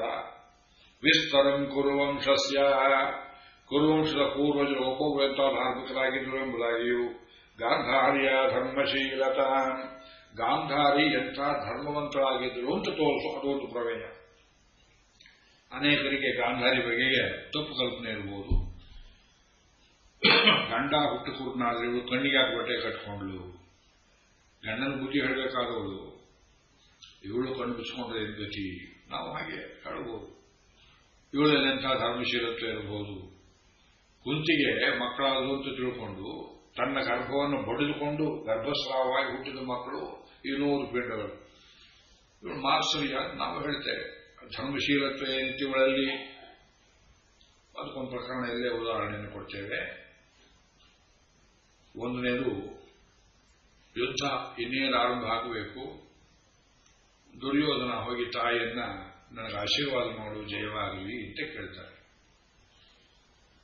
ಆಗ ಗಾಂಧಾರಿ ಹೇಳ್ತಾಳೆ, ನಿನಗೆ ಜಯ ಆಗೋದಿಲ್ಲ ಮಗು. ಏನಮ್ಮ ಮಗನಿಗೆ ಜಯ ಆಗೋದಿಲ್ಲ ಅಂತ ಅಪಶಕನ ಹೇಳ್ತೀಯಲ್ಲ. ಇಲ್ಲಪ್ಪ, ಯಥೋ ಧರ್ಮಸ್ತೋ ಜಯ. ಗಾಂಧಾರಿ ಮಾತು. ಎಲ್ಲಿ ಧರ್ಮ ಇದೆಯೋ ಅಲ್ಲಿ ಜಯವಾಗ್ತದೆ. ಹಾಗಿದ್ರೆ ಧರ್ಮ ಎಲ್ಲಿದೆ? ಯಥೋ ಕೃಷ್ಣ. ಕೃಷ್ಣ ಎಲ್ಲಿದ್ದಾನೋ ಅಲ್ಲಿ ಧರ್ಮ ಇರುತ್ತೆ. ನೀ ಕೃಷ್ಣನ ವೈರ ಕಟ್ಕೊಂಡಿದ್ದೀಯೇ, ನಿಮಗೆ ಜಯ ಆಗೋದಿಲ್ಲ. ಅದು ಗೊತ್ತಿತ್ತು. ಅದನ್ನು ಸ್ಪಷ್ಟವಾಗಿ ತಿಳ್ಕೊಂಡು ನಿಮ್ಮ ಮಗನಿಗೂ ಸುಳ್ಳಾದರೂ ಪರವಾಗಿಲ್ಲ, ನಿನಗೇ ಜಯವಾಗಲಿ ಎನ್ನುವ ಸುಳ್ಳನ್ನು ಹೇಳುವ ಮಟ್ಟಿಗೆ ಅವಳು ಹೋಗಲಿಲ್ಲ. ಇದು ಒಂದು ಪ್ರಕರಣ. ಈ ಯುದ್ಧ ತನಕ ಆಗೋಯ್ತು. ಇನ್ನು ಹಿಂದೆನೇ ಧರ್ಮಶೀಲತ್ವ ಎಲ್ಲಿ ಬರುತ್ತೆ ಅಂದ್ರೆ, ಈ ಜೂಜಿನ ಕಟ್ಟೆಯಲ್ಲಿ ದ್ರೌಪದಿ ಅಪಮಾನವೆಲ್ಲ ನಡೆದು ಮತ್ತೆ ದುರ್ದ್ಯೂತ 2ನೇ ಸಲ ಆಡಿ ಪಾಂಡವರು ಕಾಡಿಗೆ ಹೊರಟರು ಅನ್ನೋದನ್ನು ಕೇಳಿ ಬರ್ತಾಳೆ ಅವಳು ಅರಮನೆ ಒಳಗಿಂದ. ಬಂದವಳು ಗಂಡನನ್ನು ಬೈತಾಳೆ, ನಿನ್ನಿಂದಲೇ ಇಷ್ಟದ ಅನರ್ಥ ಆಗಿದ್ದು ಎಂಬುದಾಗಿ ಹೇಳಿ, ಇವತ್ತು ನಾವು ತೀರ್ಮಾನ ಮಾಡೋಣ, ಮಗನನ್ನು ಪರಿತ್ಯಾಗ ಮಾಡಿಬಿಡೋಣ ದುರ್ಯೋಧನನ್ನ, ಉಳಿದು 99 ಮಕ್ಕಳು ಉಳಿತಾರೆ ಎನ್ನುವ ದಿಟ್ಟ ಮಾತನ್ನು ಆ ಸಭೆಯಲ್ಲಿ ಹೇಳ್ತಾಳೆ. ಧೃತರಾಷ್ಟ್ರ ಅದನ್ನು ಕೇಳಿ ಬಿಡ್ಲಿ ಬೇರೆ ವಿಷಯ. ಆದ್ದರಿಂದ ಗಾಂಧಾರ್ಯ ಧರ್ಮಶೀಲತಾ ನಿಷ್ಪಕ್ಷಪಾತವಾಗಿ ಬರೆದಿದ್ದಾರೆ. ಕ್ಷತ್ತು ಪ್ರಜ್ಞಾ. ಮಹಾಭಾರತದಲ್ಲಿ ಶುಕ್ರ ನೀತಿ ಬಿದುರ ನೀತಿ ಅಂತ 2 ನೀತಿಗಳ ತಾಕಲಾಟ. ಈ ಕಥೆಯನ್ನು ಸ್ವಲ್ಪ ಹೇಳಬೇಕು ನಾವು. ತಾನು ಒಳ್ಳೆಯದನ್ನೇ ಮಾಡಬೇಕು, ಒಳ್ಳೆಯ ರೀತಿಯಲ್ಲಿ ಮಾಡಬೇಕು ಅಂತ ಬೃಹಸ್ಪತಿ ಆಚಾರ್ಯರು ಪ್ರತಿಪಾದನೆ ಮಾಡಿದ್ದು ಒಂದು. ಅದು ನಮ್ಮ ಕಾಲದಲ್ಲಿ ಮಹಾತ್ಮ ಗಾಂಧಿಯವರು good means and good ends ಏನು ಹೇಳ್ತಿದ್ರು, ಅದು ಸ್ವಲ್ಪ ಸಮೀಪದಲ್ಲಿ ಬರುವಂತಹ ತತ್ವ. ಆದರೆ ಬೃಹಸ್ಪತಿ ನೀತಿ ಶಾಸ್ತ್ರದಲ್ಲಿ ಶತ್ರುಗಳು ಕುಟಿಲರಾಗಿದ್ದಾಗ ನಾವೇನೇನು ಮಾಡಬೇಕು ಅನ್ನೋದನ್ನು ಅಲ್ಲಲ್ಲಿ ವರ್ಣನೆ ಮಾಡಿದ್ದಾರೆ. ಅದು ಪ್ರಧಾನವಾಗಿ ಒಳ್ಳೆಯ ಕೆಲಸವನ್ನು, ಒಳ್ಳೆಯ ಗುರಿಯನ್ನ ಒಳ್ಳೆಯ ರೀತಿಯಲ್ಲಿ ಸಾಧನೆ ಮಾಡಬೇಕು. ಆದರೆ ದೇವತೆಗಳೇ ಅದನ್ನ ಪಾಲನೆ ಮಾಡೋದಕ್ಕೆ ಆಗಲಿಲ್ಲ. ಮಾರ್ಕಂಡೇಯರು ವನಪರ್ವದ ಕೊನೆಯಲ್ಲಿ ಹೇಳ್ತಾರೆ, ಪಾಂಡವರೇ ನೀವು ಅಜ್ಞಾತವಾಸ ಮಾಡೋದಕ್ಕೆ ಹೆದರಬೇಡಿ, ಯಾಕೆಂದ್ರೆ ಅಸುರ ನಿಗ್ರಹಕ್ಕೆ ಭಗವಂತನು ಅಜ್ಞಾತವಾಸ ಮಾಡಬೇಕಾಗಿ ಬಂತು. ಅದೇ ದಶಾವತಾರದ ಕಥೆ. ತನ್ನನ್ನು ಮರೆಸಿಕೊಂಡು ಬಂದ, ಕಂಬದಿಂದ ಬಂದ, ಮೀನಾಗಿ ಬಂದ, ಆಮೆಯಾಗಿ ಬಂದ, ಮನುಷ್ಯ ರೂಪದಲ್ಲಿ ಬಂದ, ಹೀಗೆಲ್ಲ ಹೇಳ್ತಾರೆ. ಅಂದ ಈ ನೀತಿಗೆ ವಿರುದ್ಧವಿಲ್ಲ. ಅದು ಪ್ರಧಾನವಾಗಿ ಒಳ್ಳೆಯ ಕೆಲಸ ಒಳ್ಳೆಯ ರೀತಿಯಲ್ಲಿ ಮಾಡಬೇಕು. ಬೃಹಸ್ಪತಿ ಬೃಹಸ್ಪತಿಯಿಂದಲೇ ಆ ನೀತಿಯನ್ನು ಕಲಿತುಕೊಂಡವರು 3 ಜನ ಇದ್ರು ಮಹಾಭಾರತ ಕಾಲದಲ್ಲಿ ಎಕ್ಸ್ಪರ್ಟ್ಸ್. 1ನೇವನು ಭೀಷ್ಮ, 2ನೇವನು ವಿದುರ, 3ನೇವನು ಉದ್ಧವ. ಅದರಲ್ಲಿ ಭೀಷ್ಮ ಇಷ್ಟೊಂದು ರಾಜಕೀಯವನ್ನು ಅಭ್ಯಾಸ ಮಾಡಿಕೊಂಡು ರಾಜಕಾರಣದಲ್ಲಿದ್ದು ಮೇಲಿನ ಮೇಲೆ ಎಡವಿದ, ಅನೇಕ ತಪ್ಪುಗಳನ್ನೇ ಮಾಡ್ತಾ ಹೋದ. ಎರಡನೇವನು ವಿದುರ ಸಮರ್ಥ ಮಹಾಮಂತ್ರಿ, ಪ್ರಧಾನಮಂತ್ರಿ ಆಗಿದ್ದು ಅವನನ್ನು ಕ್ರಮೇಣ ಹಿಂದಕ್ಕೆ ತಳ್ಳಿಬಿಟ್ರು, ಸರಿಸಿಬಿಟ್ರು. ರಾಜಕಾರಣದಲ್ಲಿ ಅಪೃಷ್ಟ ಹಾಕಿಬಿಟ್ಟ ಅವನು. ಮೂರನೇವನು ಉದ್ಧವ, ರಾಜಕೀಯಕ್ಕೆ ಬರಲೇ ಇಲ್ಲ, ಕೃಷ್ಣ ಭಕ್ತನಾಗಿ ವೇದಾಂತವನ್ನು ಹಿಡ್ಕೊಂಡು ಕೂತ. ಉದ್ಧವ ಗೀತೆ ಕೃಷ್ಣೋಪದೇಶ ಮಾಡಿದ್ದನ್ನು ಹೇಳಿದ. ಆದ್ರಿಂದ ಇದು ಬೃಹಸ್ಪತಿ ನೀತಿ ಉಪಯೋಗಕ್ಕೆ ಬರಲಿಲ್ಲ, ಫೈಲ್ಯೂರ್. ಶುಕ್ರ ಏನ್ ಹೇಳ್ತಾನೆ, ನಿಮ್ಮ ಶತ್ರುಗಳು ಏನು ಕೆಟ್ಟ ನೀತಿಯನ್ನು ಅನುಸರಣೆ ಮಾಡ್ತಾರೆ ಅವರ ರೀತಿಯಿಂದಲೇ ನೀನು ಅವರನ್ನು ನಿಗ್ರಹ ಮಾಡು, ಇದು ಧರ್ಮದಲ್ಲಿ ಬರುತ್ತದೆ. ಮಾಯಾವಿ ಮಾಯಾವಧ್ಯ, ಮೋಸಗಾರನ ಮೋಸದಿಂದಲೇ ಕೊಲ್ಲಬೇಕು. ವಿದುರನ ಬಾಯಲ್ಲಿ ಬರುತ್ತೆ ಮಾತು. ಕೃಷ್ಣ 100 ಕಡೆ ಹೇಳ್ತಾನೆ. ಸೈಂಧವವಧೆ ಸಂದರ್ಭದಲ್ಲಿ, ದುರ್ಯೋಧನ ತೊಡೆ ಮುರಿಸಿದ ಸಂದರ್ಭದಲ್ಲಿ, ಕರ್ಣವಧೆ ಸಂದರ್ಭದಲ್ಲಿ ಕೃಷ್ಣ ಅನುಸರಣೆ ಮಾಡಿದ್ದೆಲ್ಲ ಶುಕ್ರ ನೀತಿ ಎಂಬುದಾಗಿ. ಆದರೆ ಗುರಿ ಒಳ್ಳೆಯದಿರಬೇಕು. ಧರ್ಮ ಸಾಧನೆಗೆ ಒಂದು ವೇಳೆ ಧರ್ಮ ಮಾರ್ಗ ಅವಕಾಶ ಕೊಡಲಿಲ್ಲ, ಶತ್ರುಗಳು ಅನುಸರಣೆ ಮಾಡುವಂತಹ ಅವರ ಅಧರ್ಮ ಮಾರ್ಗದಿಂದಲೇ ನಿಗ್ರಹ ಮಾಡುವುದು ಇದು ಶುಕ್ರ ನೀತಿ. ಆದರೆ ಧೃತರಾಷ್ಟ್ರ ಏನು ಮಾಡಿದ, ಅದನ್ನೂ ಹೊರಗಿಟ್ಟು ತನ್ನ ಹೆಂಡತಿ ಕಡೆ ಊರು ಗಾಂಧಾರ ದೇಶದಿಂದ ಭರದ್ವಾಜ ಗೋತ್ರದ ಕಣಿಕನೆಂಬ ದುಷ್ಟ ಬ್ರಾಹ್ಮಣನನ್ನ ಆಮದು ಮಾಡಿಕೊಂಡು 3ನೇ ನೀತಿಯನ್ನು ಪ್ರಚಾರಕ್ಕೆ ತಂದ. ನಿನ್ನ ಮನಸ್ಸಿಗೆ ಸ್ವಾರ್ಥಕ್ಕೆ ಬೇಕಾದ ಯಾವುದೇ ಪುರುಷಾರ್ಥವನ್ನು ಯಾವುದೇ ರೀತಿಯಿಂದ ಸಾಧನೆ ಮಾಡು ಅಂದ್ರೆ ಕೂಟು ನೀತಿ. ಇವತ್ತು ಅಮೆರಿಕಾದವರು, ಚೈನಾದವರು, ರಷ್ಯಾದವರು, ಪಾಕಿಸ್ತಾನದವರು, ಅರಬ್ ದೇಶಗಳವರು, ಭಾರತ ಸುತ್ತಮುತ್ತ ಇರತಕ್ಕ ಅವರೆಲ್ಲ ಅನುಸರಣೆ ಮಾಡುವುದು ಯಾವುದೇ any means for any ends. ನಮ್ಮ ರಾಜಕಾರಣಿಗಳು ಮಾಡ್ತಿರೋದು ಅದೇ, ಧರ್ಮಬದ್ಧವಲ್ಲದೆ ಇರುವುದು. ಈ ಕಣಿಕ ನೀತಿ ಅನರ್ಥ. ಈ 3ರ ತಾಕಲಾಟವನ್ನು ತೋರಿಸುವುದು. ಕ್ಷತ್ತು ಪ್ರಜ್ಞಾ. ವಿದುರ ತಲೆ ಕೆಡಿಸಿಕೊಳ್ಳಿಲ್ಲ, ಯಾವಾಗ ಬುದ್ಧಿ ಹೇಳಿದ್ರು ಕೇಳಲಿಲ್ಲ, ಹಾಳಾಗಿ ಹೋಗಿದ್ದ. ತೀರ್ಥಯಾತ್ರೆ ಹೊರಟು ಬಿಟ್ಟ. ಬಲರಾಮನ ಹಾಗೆ, ಭೀಷ್ಮನ ಹಾಗೆ ಮಾಡಿದ್ರೆ, ದ್ರೋಣ ಹಾಗೆ ಮಾಡಿದ್ರೆ ಮಹಾಭಾರತ ಕಥೆ ಹೇಗಿರ್ತೋ ಊಹ ಮಾಡೋಕ್ಕಾಗೋದಿಲ್ಲ. 7ನೇ ಪ್ರಮೇಯವನ್ನು ಹೇಳ್ತಾರೆ ವೇದವ್ಯಾಸರು. ಧೈರ್ಯಂ ಕುಂತ್ಯ, ಕುಂತಿ ಧೈರ್ಯಗೆಡಲಿಲ್ಲ. ಇದು ಬಹಳ ದೊಡ್ಡ ವಿಷಯ. ಕುಂತಿಗೆ ಮದುವೆಯಾಗೋ ಪೂರ್ವದಿಂದ ಮಕ್ಕಳಲ್ಲಿ ಕೌತೂಹಲ, ದುರ್ವಾಸರ ಕೊಟ್ಟವರ. ಆಮೇಲೆ ಮಕ್ಕಳನ್ನು ಲೋಕೋತ್ತರ ವೀರಶೂರ ಪುತ್ರರನ್ನು ಹಡೆದಳು. ತಂದೆಯನ್ನು ಸಂಶಯ ಪಟ್ಟರು, ಲೋಕದಲ್ಲಿ ತಾಯಿನ ಸಂಶಯ ಪಡೋದಿಲ್ಲಮ್ಮ. ಯಜಮಾನ ಪಾಂಡು ಹೋಗ್ಬಿಟ್ಟ, ನೀನು ಸಾಗವನ್ನು ಮಾಡಬೇಡ, ಮಕ್ಕಳಿಗೆ ರಾಜ್ಯ ಆಗಬೇಕು, ಕರ್ಕೊಂಡು ಹೋಗುವುದು ಬ್ರಾಹ್ಮಣರು ಹೇಳಿದ್ರು. ಹೀಗಾಗಿ 5 ಮಕ್ಕಳನ್ನು ಕರ್ಕೊಂಡು ಬರ್ತಾಳೆ. ಪಾಪ ಮಕ್ಕಳಿಗೆ ಎಷ್ಟೊಂದು ಅವಮಾನವಾಯಿತು, ಕಷ್ಟವಾಯಿತು, ವನವಾಸ. ಆ ಎಲ್ಲವನ್ನು ಸಹಿಸಿಕೊಂಡು ಕಷ್ಟಪಟ್ಟು ಕುಂತಿ ಅಂತೂ ಇಂತೂ ಒಂದು ದಿವಸ ರಾಜ್ಯಕ್ಕೆ ಬರ್ತಾರೆ ಮಕ್ಕಳು ಅಂತ. ಕೃಷ್ಣನಲ್ಲಿ ಅಪಾರವಾದಂತಹ ಶ್ರದ್ಧೆಯನ್ನಿಟ್ಟು, ಧೈರ್ಯವನ್ನಿಟ್ಟು, ವಿದುರನ ಮನೆಯಲ್ಲಿ ಕೂಳನ್ನು ತಿಂದುಕೊಂಡು 12 ವರ್ಷ ಅವಳು ಒಳ್ಳೆಯದನ್ನು ಕಂಡು ಆ ಕುಂತಿ ಧೈರ್ಯಕ್ಕೆ ಇಲ್ಲಿ ಪ್ರಶಸ್ತಿ ಕೊಡ್ತಿದ್ದಾರೆ ವೇದವ್ಯಾಸರು. ಆದ್ದರಿಂದ ಇಂತಹ ದಿವ್ಯ ಕಥೆ ಇದು 7 ಪ್ರಮೇಯಗಳನ್ನುಳ್ಳದ್ದು ಎಂಬುದಾಗಿ ವೇದವ್ಯಾಸರು ಹೇಳಿದ್ದಾರೆ. ನಾವಿದನ್ನು ಯಾರೂ ಸಂಶಯ ಪಡ್ತಕ್ಕಂಥಲ್ಲ. ಇಂಥ ಕಥೆ ನಮಗಿವತ್ತೇನು ತಿಳಿಸಿಕೊಡ್ತಾ ಇದೆ ಅಂದ್ರೆ, ಮನುಷ್ಯ ಧೈರ್ಯದಿಂದಿರಬೇಕು. ಜೀವನ್ ಭದ್ರಾಣಿ ಪಶ್ಯತಿ. ಬದುಕಿದ್ರೆ ಮನುಷ್ಯ ಒಳ್ಳೆಯದನ್ನು ಕಾಣ್ತಾನೆ ಜೀವನದಲ್ಲಿ. ಸತ್ತೋದ್ರೆ ಎಂಬುವುದಿಲ್ಲ. ಪಾಂಡವರು ಆತ್ಮಹತ್ಯೆ ಮಾಡ್ಕೋಬೋದಾಗಿತ್ತು, ದ್ರೌಪದಿ ಆತ್ಮಹತ್ಯೆ ಮಾಡ್ಕೋಬೋದಾಗಿತ್ತು. ಭಯಂಕರ ಪ್ರತಿಜ್ಞೆಗಳನ್ನು ಭೀಮಾರ್ಜುನರು ಮಾಡಿದರು, ಧೈರ್ಯಗಾಗಲಿಲ್ಲ. ಯಾಕೆ? ತಾಯಿಯಿಂದ ಬಂದು ಬಡವರಿಗೆ ಧೈರ್ಯದಿಂದಲೇ ಜೀವನವನ್ನು ಎದುರಿಸಬೇಕು. ಆತ್ಮಹತ್ಯೆ ಅನ್ನೋದು ಯಾವುದಕ್ಕೂ ಪರಿಹಾರವಲ್ಲ. ಒಳ್ಳೆ ಕಾಲ ಬರ್ತದೆ. ಧರ್ಮದಲ್ಲಿ ವಿಶ್ವಾಸ, ಶ್ರದ್ಧೆಯನ್ನು ಕಳ್ಕೊಳ್ಬಾರದು ಅನ್ನೋದನ್ನ ಮಹಾಭಾರತ ತಿಳಿಸಿಕೊಳ್ಳುತ್ತೆ ನಮಗೆ. ವರ್ಣ ಶೈಥಿಲ್ಯ ವಿದ್ಯ ಕಾಲ. ಭೀಷ್ಮ ಆಚಾರ್ಯನ ಕೆಲಸ ಮಾಡಿದ. ದ್ರೋಣ ದ್ರುಪದನ ವೈರವನ್ನು ಕಟ್ಟಿಕೊಂಡು ಸೇನಾಧಿಪತಿಯ ಕೆಲಸವನ್ನು ಮಾಡಿದ. ಇದು ಕೃತತ್ರೇತ ದ್ವಾಪರ ಕಲಿಗಳ ತಾಕಲಾಟದ ಕಥೆ. ಕೃತಾಂತರ 4, ತ್ರೇತಾಂತರ 3, ದ್ವಾಪರಾಂತರ 2, ಕಲಿ ಅಂದ್ರೆ 1. ಪಗಡೆಕಾಯಲ್ಲಿ ಈ 4 ಅಂಕಿಗಳನ್ನು ಬರೀತಿದ್ರು ಅಂತ ಯಜುರ್ವೇದದಲ್ಲಿ ಹೇಳ್ತಾರೆ. ಇದು ಪಗಡೆಕಾಯಿ ದಾಳ ಈ ಶಕುನಿ ಕೈಯಿಂದ ಧರ್ಮರಾಜನ ಕೈಗೆ ಬರಲೇ ಇಲ್ಲ. ಅದೆಲ್ಲ ಮುಂದೆ ಹೇಳೋಣ. ಅವನು ಬಿಟ್ಟರೆ ಕೇಳಿದ್ರೆ 1-2 ಬೆಳಿತಿತ್ತು, ಅದ್ರ ಮೇಲೆ ಕೇಳಿಬಿಡ್ತಿರಲಿಲ್ಲ. ಆದ್ದರಿಂದ ಇದು ಧರ್ಮಕ್ಕೆ ಅತ್ಯಂತ ಸಂಕಟವಾದ ಕಾಲದಲ್ಲಿ ಪಾಂಡವರು ಹೇಗೆ ಧೈರ್ಯದಿಂದ ಧರ್ಮವನ್ನು ಸ್ಥಾಪನೆ ಮಾಡಿದರು ಅನ್ನೋದನ್ನು ಹೇಳ್ತಕ್ಕಂತಹ ದಿವ್ಯವಾದ ಕಾವ್ಯ. ಈಗ ಇನ್ನೊಂದು ಶ್ಲೋಕವನ್ನು ಇಲ್ಲಿ ಹೆಚ್ಚು ವಿವರಿಸ್ತಾ ಇದ್ದೇನೆ. ಕ್ಷೇಮೇಂದ್ರನೆಂಬ ಒಬ್ಬ ಪ್ರಸಿದ್ಧ ಕವಿ ಶ್ರೀಮನ್ ಮಹಾಭಾರತವನ್ನು ಸಂಕ್ಷೇಪ ಮಾಡಿ ಅನೇಕ ಸಾವಿರ ಶ್ಲೋಕಗಳಲ್ಲಿ ಮಹಾಭಾರತ ಮಂಜರಿ ಅಂತ ಒಂದು ಕಾವ್ಯ ಬರೆದ. ಇವನು ಕ್ರಿಸ್ತ ಶಕ 10ನೇ ಶತಮಾನದ ಕವಿ, ಕಾಶ್ಮೀರದ ಕವಿ. ಒಂದು ಕಾಲದಲ್ಲಿ ಕಾಶ್ಮೀರ ದೇಶ ಪಂಡಿತರ ನಾಡು, ಇವತ್ತು ಬರೀ ಮುಸಲ್ಮಾನರ ಬೀಡು. ನಮಸ್ತೆ ಶಾರದಾ ದೇವಿ ಕಾಶ್ಮೀರ ಪರವಾಸಿನಿ. ಶಾರದೆ ತೌರೂರು ವಾಸ ಮಾಡ್ತಿದ್ದ ಕಾಲ ಅಂತ ಹೇಳ್ತೇವೆ, ಶಾರದಾ ಪೀಠ ಅಂತ ಹೇಳ್ತಾರೆ ಶೃಂಗೇರಿ ಮಠಕ್ಕೆ. ಆ ಶಾರದೆ ಇದ್ದಿದ್ದ ಅಲ್ಲಿ. ಈ ಕಾಶಿ ಗೀಶಿ ಕಾಂಚಿ ಹೇಳ್ಕೊಂಡು ಕೂತಿದ್ದೇವೆ. ಒಂದು ಕಾಲದಲ್ಲಿ ಕಾಶ್ಮೀರ ದೇಶ ಸರಸ್ವತಿಯ ವಾಸಕ್ಷೇತ್ರ ಎಂಬುದಾಗಿ ಕೇಳ್ತೇವೆ. ಆ ದೇಶದಲ್ಲಿ ಬರೀ ಪಂಡಿತರು. ಒಬ್ಬ ದೊರೆ, ಕ್ಷೇಮೇಂದ್ರನೆಂಬವನು ದೊರೆ. ಅವನು ಬರೆದ ಗ್ರಂಥದ ಕೊನೆಯಲ್ಲಿ ಒಂದು ಮಾತನ್ನು ಹೇಳ್ತಾರೆ, ಮಹಾಭಾರತದ ಯಾವ ರಸವಿದೆ, ನಾವೇನು ಓದೇನು ಕಲಿಬೇಕು. ರತ್ನೋದಾರ ಚತುಸ್ಸಮುದ್ರಶನಾಂ ಭುಕ್ತ್ವಾ ಭುವಂ ಕೌರವೋ ಭಗ್ನೋರುಹು ಪತಿತಃ ಸ ನಿಷ್ಪರಿಜನೋ ಜೀವನ್ ಮೃಗೈರ್ಭಕ್ಷಿತಃ ಗೋಪೈಃ ವಿಶ್ವಜಯೀ ಜಿತಃ ಸವಿಜಯಃ ಕಕ್ಷೈಃ ಕ್ಷಿತಾ ವೃಷ್ಣಯಃ ತಸ್ಮಾತ್ ಸರ್ವಮಿದಂ ವಿಚಾರ್ಯ ಸುಚಿರಂ ಶಾಂತ್ಯೈ ಮನೋದೀಯತಾಂ. ರತ್ನೋದಾರ ಚತುಸ್ಸಮುದ್ರಶನಾಂ ಭುವಂ ಭುಕ್ತ್ವಾ ಕೌರವಃ. ಈ ಭೂಮಿ ಎಂಥದ್ದು? ಸಮುದ್ರ ರಸನಾಂ, ಸಮುದ್ರ ವಸನೆ ದೇವಿ ಪರ್ವತ ಸರಮಂಡಿತೆ. ಸಮುದ್ರವನ್ನು ಸೀರೆಯನ್ನಾಗಿ ಉಟ್ಕೊಳ್ಳೋರಂತೆ ಭೂದೇವಿ. ಎಂಥ ಸಮುದ್ರ?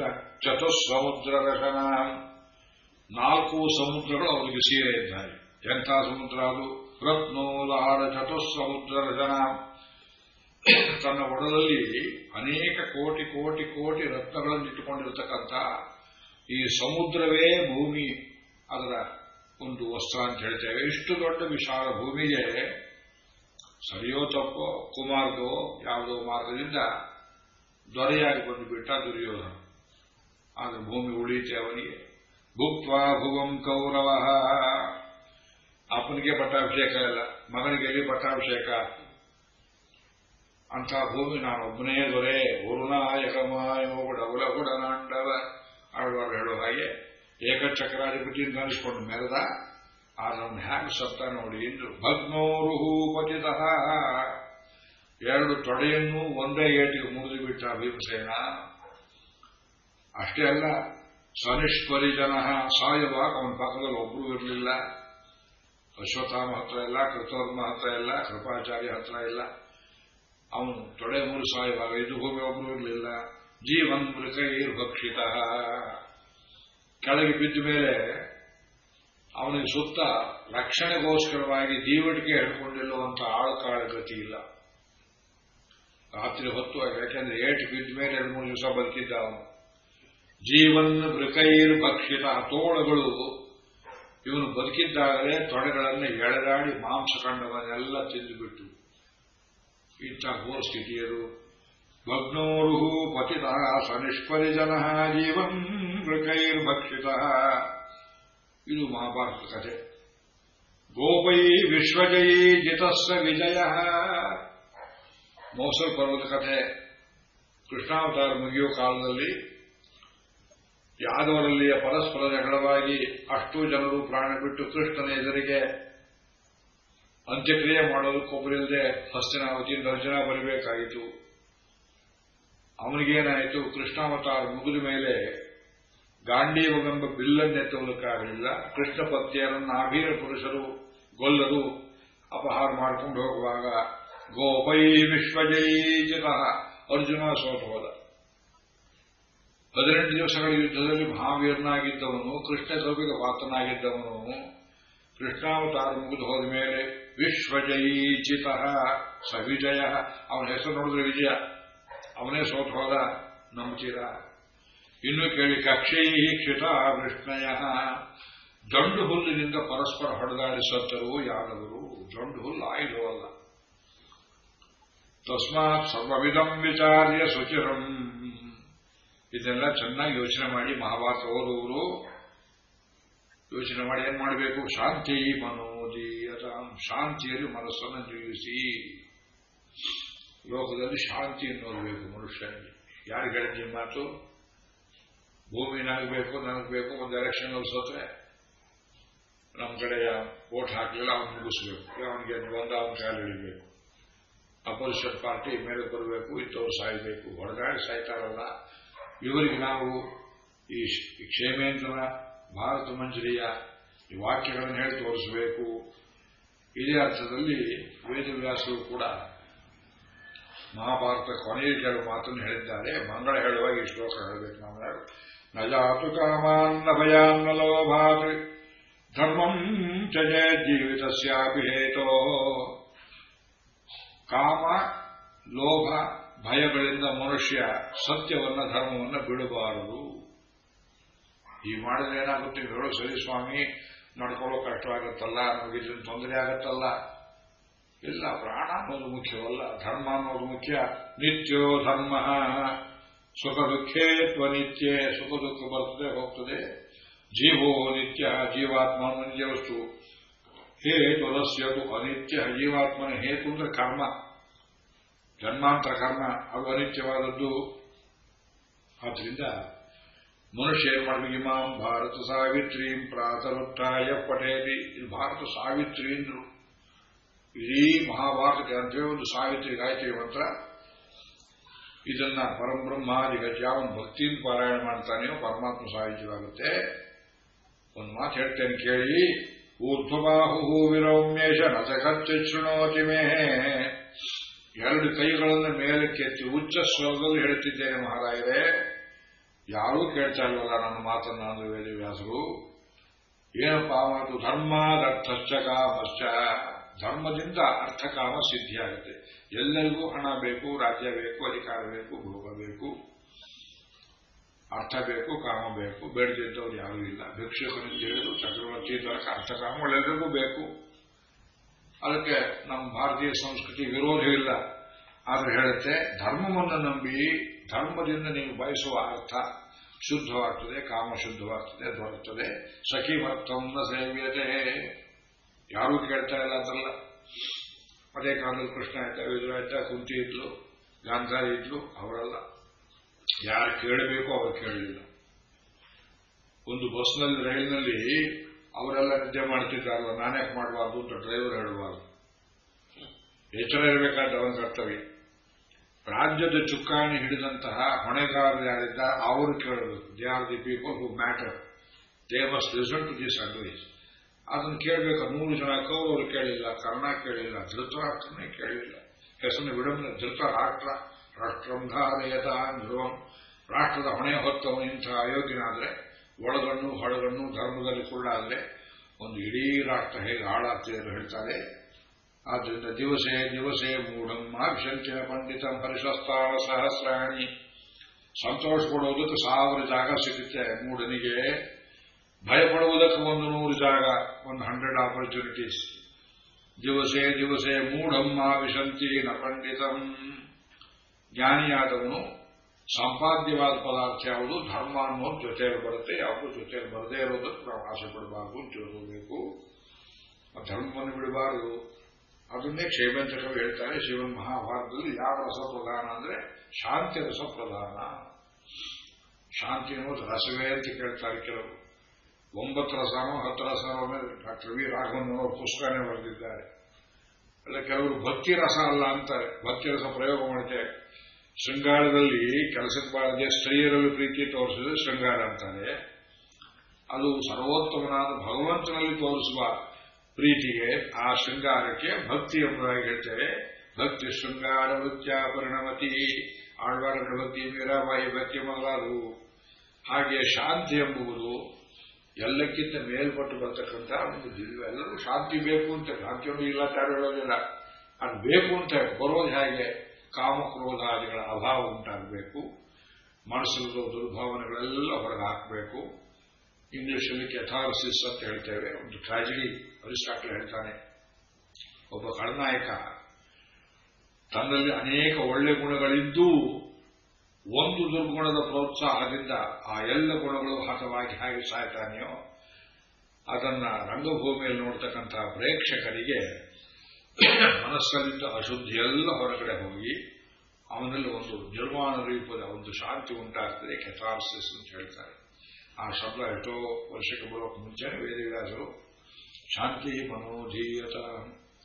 ಕುಂತಿ ಅಷ್ಟೊಂದು ಧೈರ್ಯವಿದ್ದವಳು, ಗಾಂಧಾರಿ ಧರ್ಮದ ಪ್ರಜ್ಞೆ ಇದ್ದವಳು, ಧರ್ಮಸೂತ್ರ ಅಂತ ತಿಳಿಯದ ಧೃತರಾಷ್ಟ್ರ, ಇವರೆಲ್ಲರೂ ಸಮಾನವಾಗಿ ಕಾಲ್ಗಿಚ್ಚಿನಲ್ಲಿ ಸತ್ತರು. ಧೃತರಾಷ್ಟ್ರ ದುಸ್ಥಿತಿ ನೋಡಿಬಿಟ್ರೆ ನೋಡಿ, 100 ಮಕ್ಕಳಿಗೆ ತಂದೆ ಶ್ರಾದ್ದ ಮಾಡಬೇಕು. ರಜಸ್ಮವೃದ್ಧ ಬಾಲಾನ ಪ್ರೇತ ಕಾರ್ಯಾಣಿ ಕುರ್ವತೆ. ರಾಮರಾಜ್ಯದಲ್ಲಿ ಚಿಕ್ಕ ಮಕ್ಕಳಿಗೆ ತಂದೆ ತಾತ ಶ್ರಾದ್ದ ಮಾಡ್ತಿದ್ರು ಅನ್ನೋ ಮಾತಿಲ್ಲ ಅಂತ ಅಲ್ಲ ರಾಮರಾಜ್ಯದಲ್ಲಿ. ಇಲ್ಲೇನಾಯಿತು, ಧೃತರಾಷ್ಟ್ರನೇ ಮಕ್ಕಳಿಗೆ ಶ್ರಾದ್ದ ಮಾಡಬೇಕು ವರ್ಷ ವರ್ಷ. ಕಥೆ ತುಂಬಾ ಘೋರವಾಗಿದೆ. ಲೇ ಧರ್ಮರಾಜ, ಇವತ್ತು ದುರ್ಯೋಧನ ಶ್ರಾದ್ದ ಕಾಣೋ, ಒಂದು ಹಣ ಕೊಡೋ ಅಂತ ಕೇಳಬೇಕಿನ್ನು. ಎಲ್ಲೋ ಇದು ಭೀಮಸೇನ ಗದೆ ತಗೊಂಡ್ಬರ್ಬೇಕು. ಯಾರಿಗೆ ಶ್ರಾದ್ದ? ಎಲ್ಲಪ್ಪ ನನ್ನ ಮಕ್ಕಳಿಗೆ. ಅದು ಶ್ರಾದ್ದ ಬೇರೆ, ಕೇಳು ನಿನ್ನ ಮಕ್ಕಳಿಗೆ, ಅವರು ಪಿಶಾಚಿಗಳಾಗಿ ಸಾಗಿ, ಹಣ ಕೊಡಬೇಡ ಅಣ್ಣ ಅಂತ ಗಲಾಟೆ ಮಾಡುವುದು ಭೀಮಸೇನ. ಸರ್ಕಾರದ ಬೊಕ್ಕಸದಿಂದ ದುಷ್ಟರ ಶ್ರಾದ್ದಕ್ಕೆ 1 ಪೈಸೆ ಹೋಗಬಾರದು, ಭೀಮಸೇನ ನೀತಿ. ಧರ್ಮರಾಜ ತಾನು ಕೂಡ ಹಾಕೊಂಡಿದ್ದು ಪರ್ಸನಲ್ ಮನಿ, ತನ್ನ ಪರ್ಸನಲ್ ವೈಯಕ್ತಿಕವಾದ ಕೂಡಿಟ್ಟ ಹಣದಿಂದ ಕೊಟ್ಟು ಮಾಡ್ತಾ ಇದ್ದ. ಅವನು ಸ್ವಯಂ ಭೀಮನೇ ಧೃತರಾಷ್ಟ್ರಕ್ಕೆ ಅನ್ನ ಬಡಿಸ್ತಾ ಇದ್ದ. ಭೀಮ ಅಪವರ್ಜಿತಂ ಪಿಂಡಂ, ಶ್ರಾದ್ದದಲ್ಲಿ ಪಿಂಡ ಹಾಕೋ ಹಾಗೆ ಬಲ್ಲೆಯ ಪೆಟ್ಟ ಮೇಲೆ ಬರೋ ಹಾಗೆ ಅಡಿಗೆ ಮನೆಯವರೆಲ್ಲ ನೋಡಿ ಹಾಸ್ಯ ಮಾಡ್ತಾರೆ. ಭೀಮ ಅಯ್ಯೋ ಹಾಕ್ತಿದ್ದಾರೆ. ಮತ್ತೆ ಹೀಯಾಳಿಸೋರು, ಎಲ್ಲ ಕೌರವರು 100 ಜನ ಕೊಂದು ತೋಳು ಯಾವುದೋ ಬೇಕು, ಅಡಿಯೋರು ಬುದ್ಧಿ ನಿಮ್ಮದೇ ತೋಳು ಅಂತ ಹೇಳಬೇಕು. ಅದಕ್ಕೆ ಹೇಳ್ತಾ ಊಟ ಮಾಡಬೇಕು ಇವನು. ಅದಕ್ಕೆ ಹೇಳ್ತೇವೆ, ಅಷ್ಟು ಚೆನ್ನಾಗಿ ಮಾಡಿದವನಿಗೆ ಇವತ್ತು ಈ ಸ್ಥಿತಿ ಬಂತಲ್ಲ ಅನ್ನೋ ವೈರಾಗ್ಯವೂ ಬರಲಿಲ್ಲ ಧೃತರಾಷ್ಟ್ರನಿಗೆ. ಅದು ನಮಗೆ ದುರ್ಯೋಧನ ಗತಿ ಆಗಬಾರದು, ಧೃತರಾಷ್ಟ್ರ ಗತಿ ಆಗಬಾರದು. ಪರೀಕ್ಷಾ ಲೋಕ ಕರ್ಮಚಿತ ಬ್ರಾಹ್ಮಣೋ ನಿರ್ವೇದಮಾಯ ನಾಸ್ತಿ ಅಸಟಕೃತೇರ ಇದು ಗುರುಮೇವಾಭಿಲಕ್ಷೆ ಸಮಿತ್ವಾಣಿ ಶ್ರೋತ್ರಿಯಂ ಬ್ರಹ್ಮನಿಷ್ಠಂ ಉಪನಿಷತ್ತಲ್ಲಿ ಹೇಳ್ತಾರೆ. ನಾವು ಸಂಪಾದನೆ ಮಾಡುವ ಕರ್ಮಲೋಕ ಬೇರೆ, ಪುಣ್ಯದಿಂದ ಉಂಟಾದದ್ದು. ಆದರೆ ಮೋಕ್ಷವೆಂಬುದು ಕರ್ಮಕೃತ ಲೋಕವಲ್ಲ, ಭಗವತ್ ಕೃಪೆ ಇದ್ದರೆ ಸಿಕ್ಕುವಂತಹ ಲೋಕ. ಆದ್ದರಿಂದ ವೈರಾಗ್ಯದಿಂದ ಗುರುವನ್ನು ಹೊಂದಿ ನಾವು ಸದರ್ಥಗಳನ್ನು ತಿಳ್ಕೊಂಡು ವೇದಾಂತ ಪ್ರತಿಪಾದ್ಯ ಅರ್ಥಗಳನ್ನು ಅಲ್ಲಿ ಹೋಗಿ ಸೇರಬೇಕು ಅಂತ ಉಪನಿಷತ್ತಲ್ಲಿ ಏನು ಹೇಳ್ತಾರೆಯೋ ಅದನ್ನೇ ಶ್ರೀಮನ್ ಮಹಾಭಾರತ. ಅದರಲ್ಲಿ ಉಪನಿಷತ್ಪ್ರಾಯವಾದಂತಹ ಭಗವದ್ಗೀತೆ, ಅದರಲ್ಲಿ ತುಂಬಾ ಎಲ್ಲರಿಗೂ ಉಪಯುಕ್ತವಾದಂತಹ ವಿಷ್ಣು ಸಹಸ್ರನಾಮ ಒಂದು ಭಾಗ. ಯಾಕೆ ಬರೀ ಕೇವಲ ನಾಮಸ್ಮರಣ ರೂಪದಲ್ಲಿ ಎಲ್ಲರೂ ಸ್ತ್ರೀಯರು ಪುರುಷರು ವೇದಾಧಿಕಾರದವರು, ಸ್ತ್ರೀ ಶೂದ್ರ ದ್ವಿಜ ಬಂಧುವನ, ಬ್ರಾಹ್ಮಣರಲ್ಲಿ ಹಲವರು ಉಂಟು. ಬರೀ ಹೆಂಗಬಿಟ್ಟು ಹಾಕೊಂಡಿರ್ತಾರೆ ದ್ವಿಜ ಬಂಧುಗಳು ಬ್ರಾಹ್ಮಣರು ಅಂತ ಹೇಳಿದ್ರೆ ನಂಬಿಕೆ ಬರೋದಿಲ್ಲ. ಏನ್ ಮಾಡ್ತಾ ಇದ್ದೀರಿ? ಹೆಣ ಹೊರತಾ ಇದ್ದೇವೆ, ಕಟ್ಟಿಗೆ ಹೊರತಾ ಇದ್ದೇವೆ. ಸ್ತ್ರೀ ಶೂದ್ರ ದ್ವಿಜ ಬಂಧೂನಾಂ ತ್ರಯೀನ ಶ್ರುತಿ ಗೋಚರ ಇದು ಭಾರತ ಮಾಖ್ಯಾತಂ. ಅದಕ್ಕೋಸ್ಕರ ಭಾರತವನ್ನು ವೇದವ್ಯಾಸರು ರಚನೆ ಮಾಡಿಕೊಟ್ರು ಎಂಬುದಾಗಿ ಕೇಳ್ತೇವೆ. ಅಲ್ಲದೆ ಮರ್ಮ ಇಟ್ಟಿದ್ದಾರೆ, ಬೀಜಾಕ್ಷರ ಇಟ್ಟಿದ್ದಾರೆ, 106 ಸ್ತೋತ್ರ ಗ್ರಂಥಗಳುಂಟು. ಒಂದು ದೃಷ್ಟಿಯಲ್ಲಿ ಮಹಾಭಾರತ ಶ್ರೀಮದ್ ಭಾಗವತಕ್ಕೆ ಪೀಠಿಕೆ. ಮಹಾಭಾರತ ಓದಿ ಭಾಗವತಕ್ಕೆ ಬರಬೇಕು. ವೇದವ್ಯಾಸರೇ ಈ ಹೇಳಿದ ಇನ್ನೊಂದು ಭಾಗವತ ಇದೆ, ಹರಿವಂಶ ಅಖಿಲ ಪರ್ವ 19ನೇ ಪರ್ವ ಅಂತ ಕೆಲವರು ಸಂಪ್ರದಾಯಸ್ಥರು ಹೇಳುವುದುಂಟು. ಇಂತಹ ದಿವ್ಯ ಗ್ರಂಥವನ್ನ ನಾವು ಭಕ್ತಿಯಿಂದ ಪಾರಾಯಣ ಮಾಡಿ ತಿಳ್ಕೋಬೇಕಾದಂಥಗಳನ್ನು ಗುರುಮುಖಿಯನ್ನು ಕೇಳಬೇಕು. ಇಂತಹ ದಿವ್ಯ ಗ್ರಂಥವನ್ನ 1 ತಿಂಗಳು ಕೇಳತಕ್ಕಂತಹ ಮಹಾಭಾಗ್ಯ ತಮಗೆ, ಹೇಳುವ ಭಾಗ್ಯ ನನಗೆ. ಇದರ ಹಿನ್ನೆಲೆ ಹೇಗೆ ಅಂದರೆ, ಶ್ರೀಮತಿ ಸುಶೀಲಾ ಪಡಿಯಾರವರು ಪ್ರಾರಂಭದಲ್ಲಿ ನನಗೆ ಹೇಳಿದ 6 ತಿಂಗಳ ಮುಂಚೆ ಭಗವದ್ಗೀತೆ ನಿಮ್ಮ ಬಾಯಿಂದ ಕೇಳಬೇಕು, ನಮ್ಮ ಮಲ್ಲೇಶ್ವರಂ ಸ್ತೋತ್ರಗಳು ಅಂತ ಹೇಳಿದರು. ನಾನು ಒಪ್ಪಿದ್ದೆ. ದೇವಸ್ಥಾನದಲ್ಲಿ 1 ತಿಂಗಳ ಅವಕಾಶ ಈ ಹಾಲ್ ಬುಕ್ ಮಾಡಬೇಕು ಅಂತ ಬಂದಾಗ ಅಲ್ಲಿ ವೇಣುಗೋಪಾಲ ಸ್ವಾಮಿ ಅರ್ಚಕ ಮುಖೇನ ಅವರಿಗೆ ಹೇಳಿದ, ಇಲ್ಲಿ ನಾವು ಮಹಾಭಾರತವನ್ನೇ ಮೊದಲು ಕೇಳೋಣ, ಅವೇ ನೋಡ್ಕೊಳ್ಳೋಣ ಭಗವದ್ಗೀತೆ ಅಂತ. ಆದ್ದರಿಂದ ಭಗವತ್ ಸಂಕಲ್ಪಪೂರ್ವಕವಾಗಿ 1 ತಿಂಗಳು ಮಹಾಭಾರತವನ್ನು ಕೇಳ್ತಕ್ಕಂತಹ ಪ್ರಸಂಗ.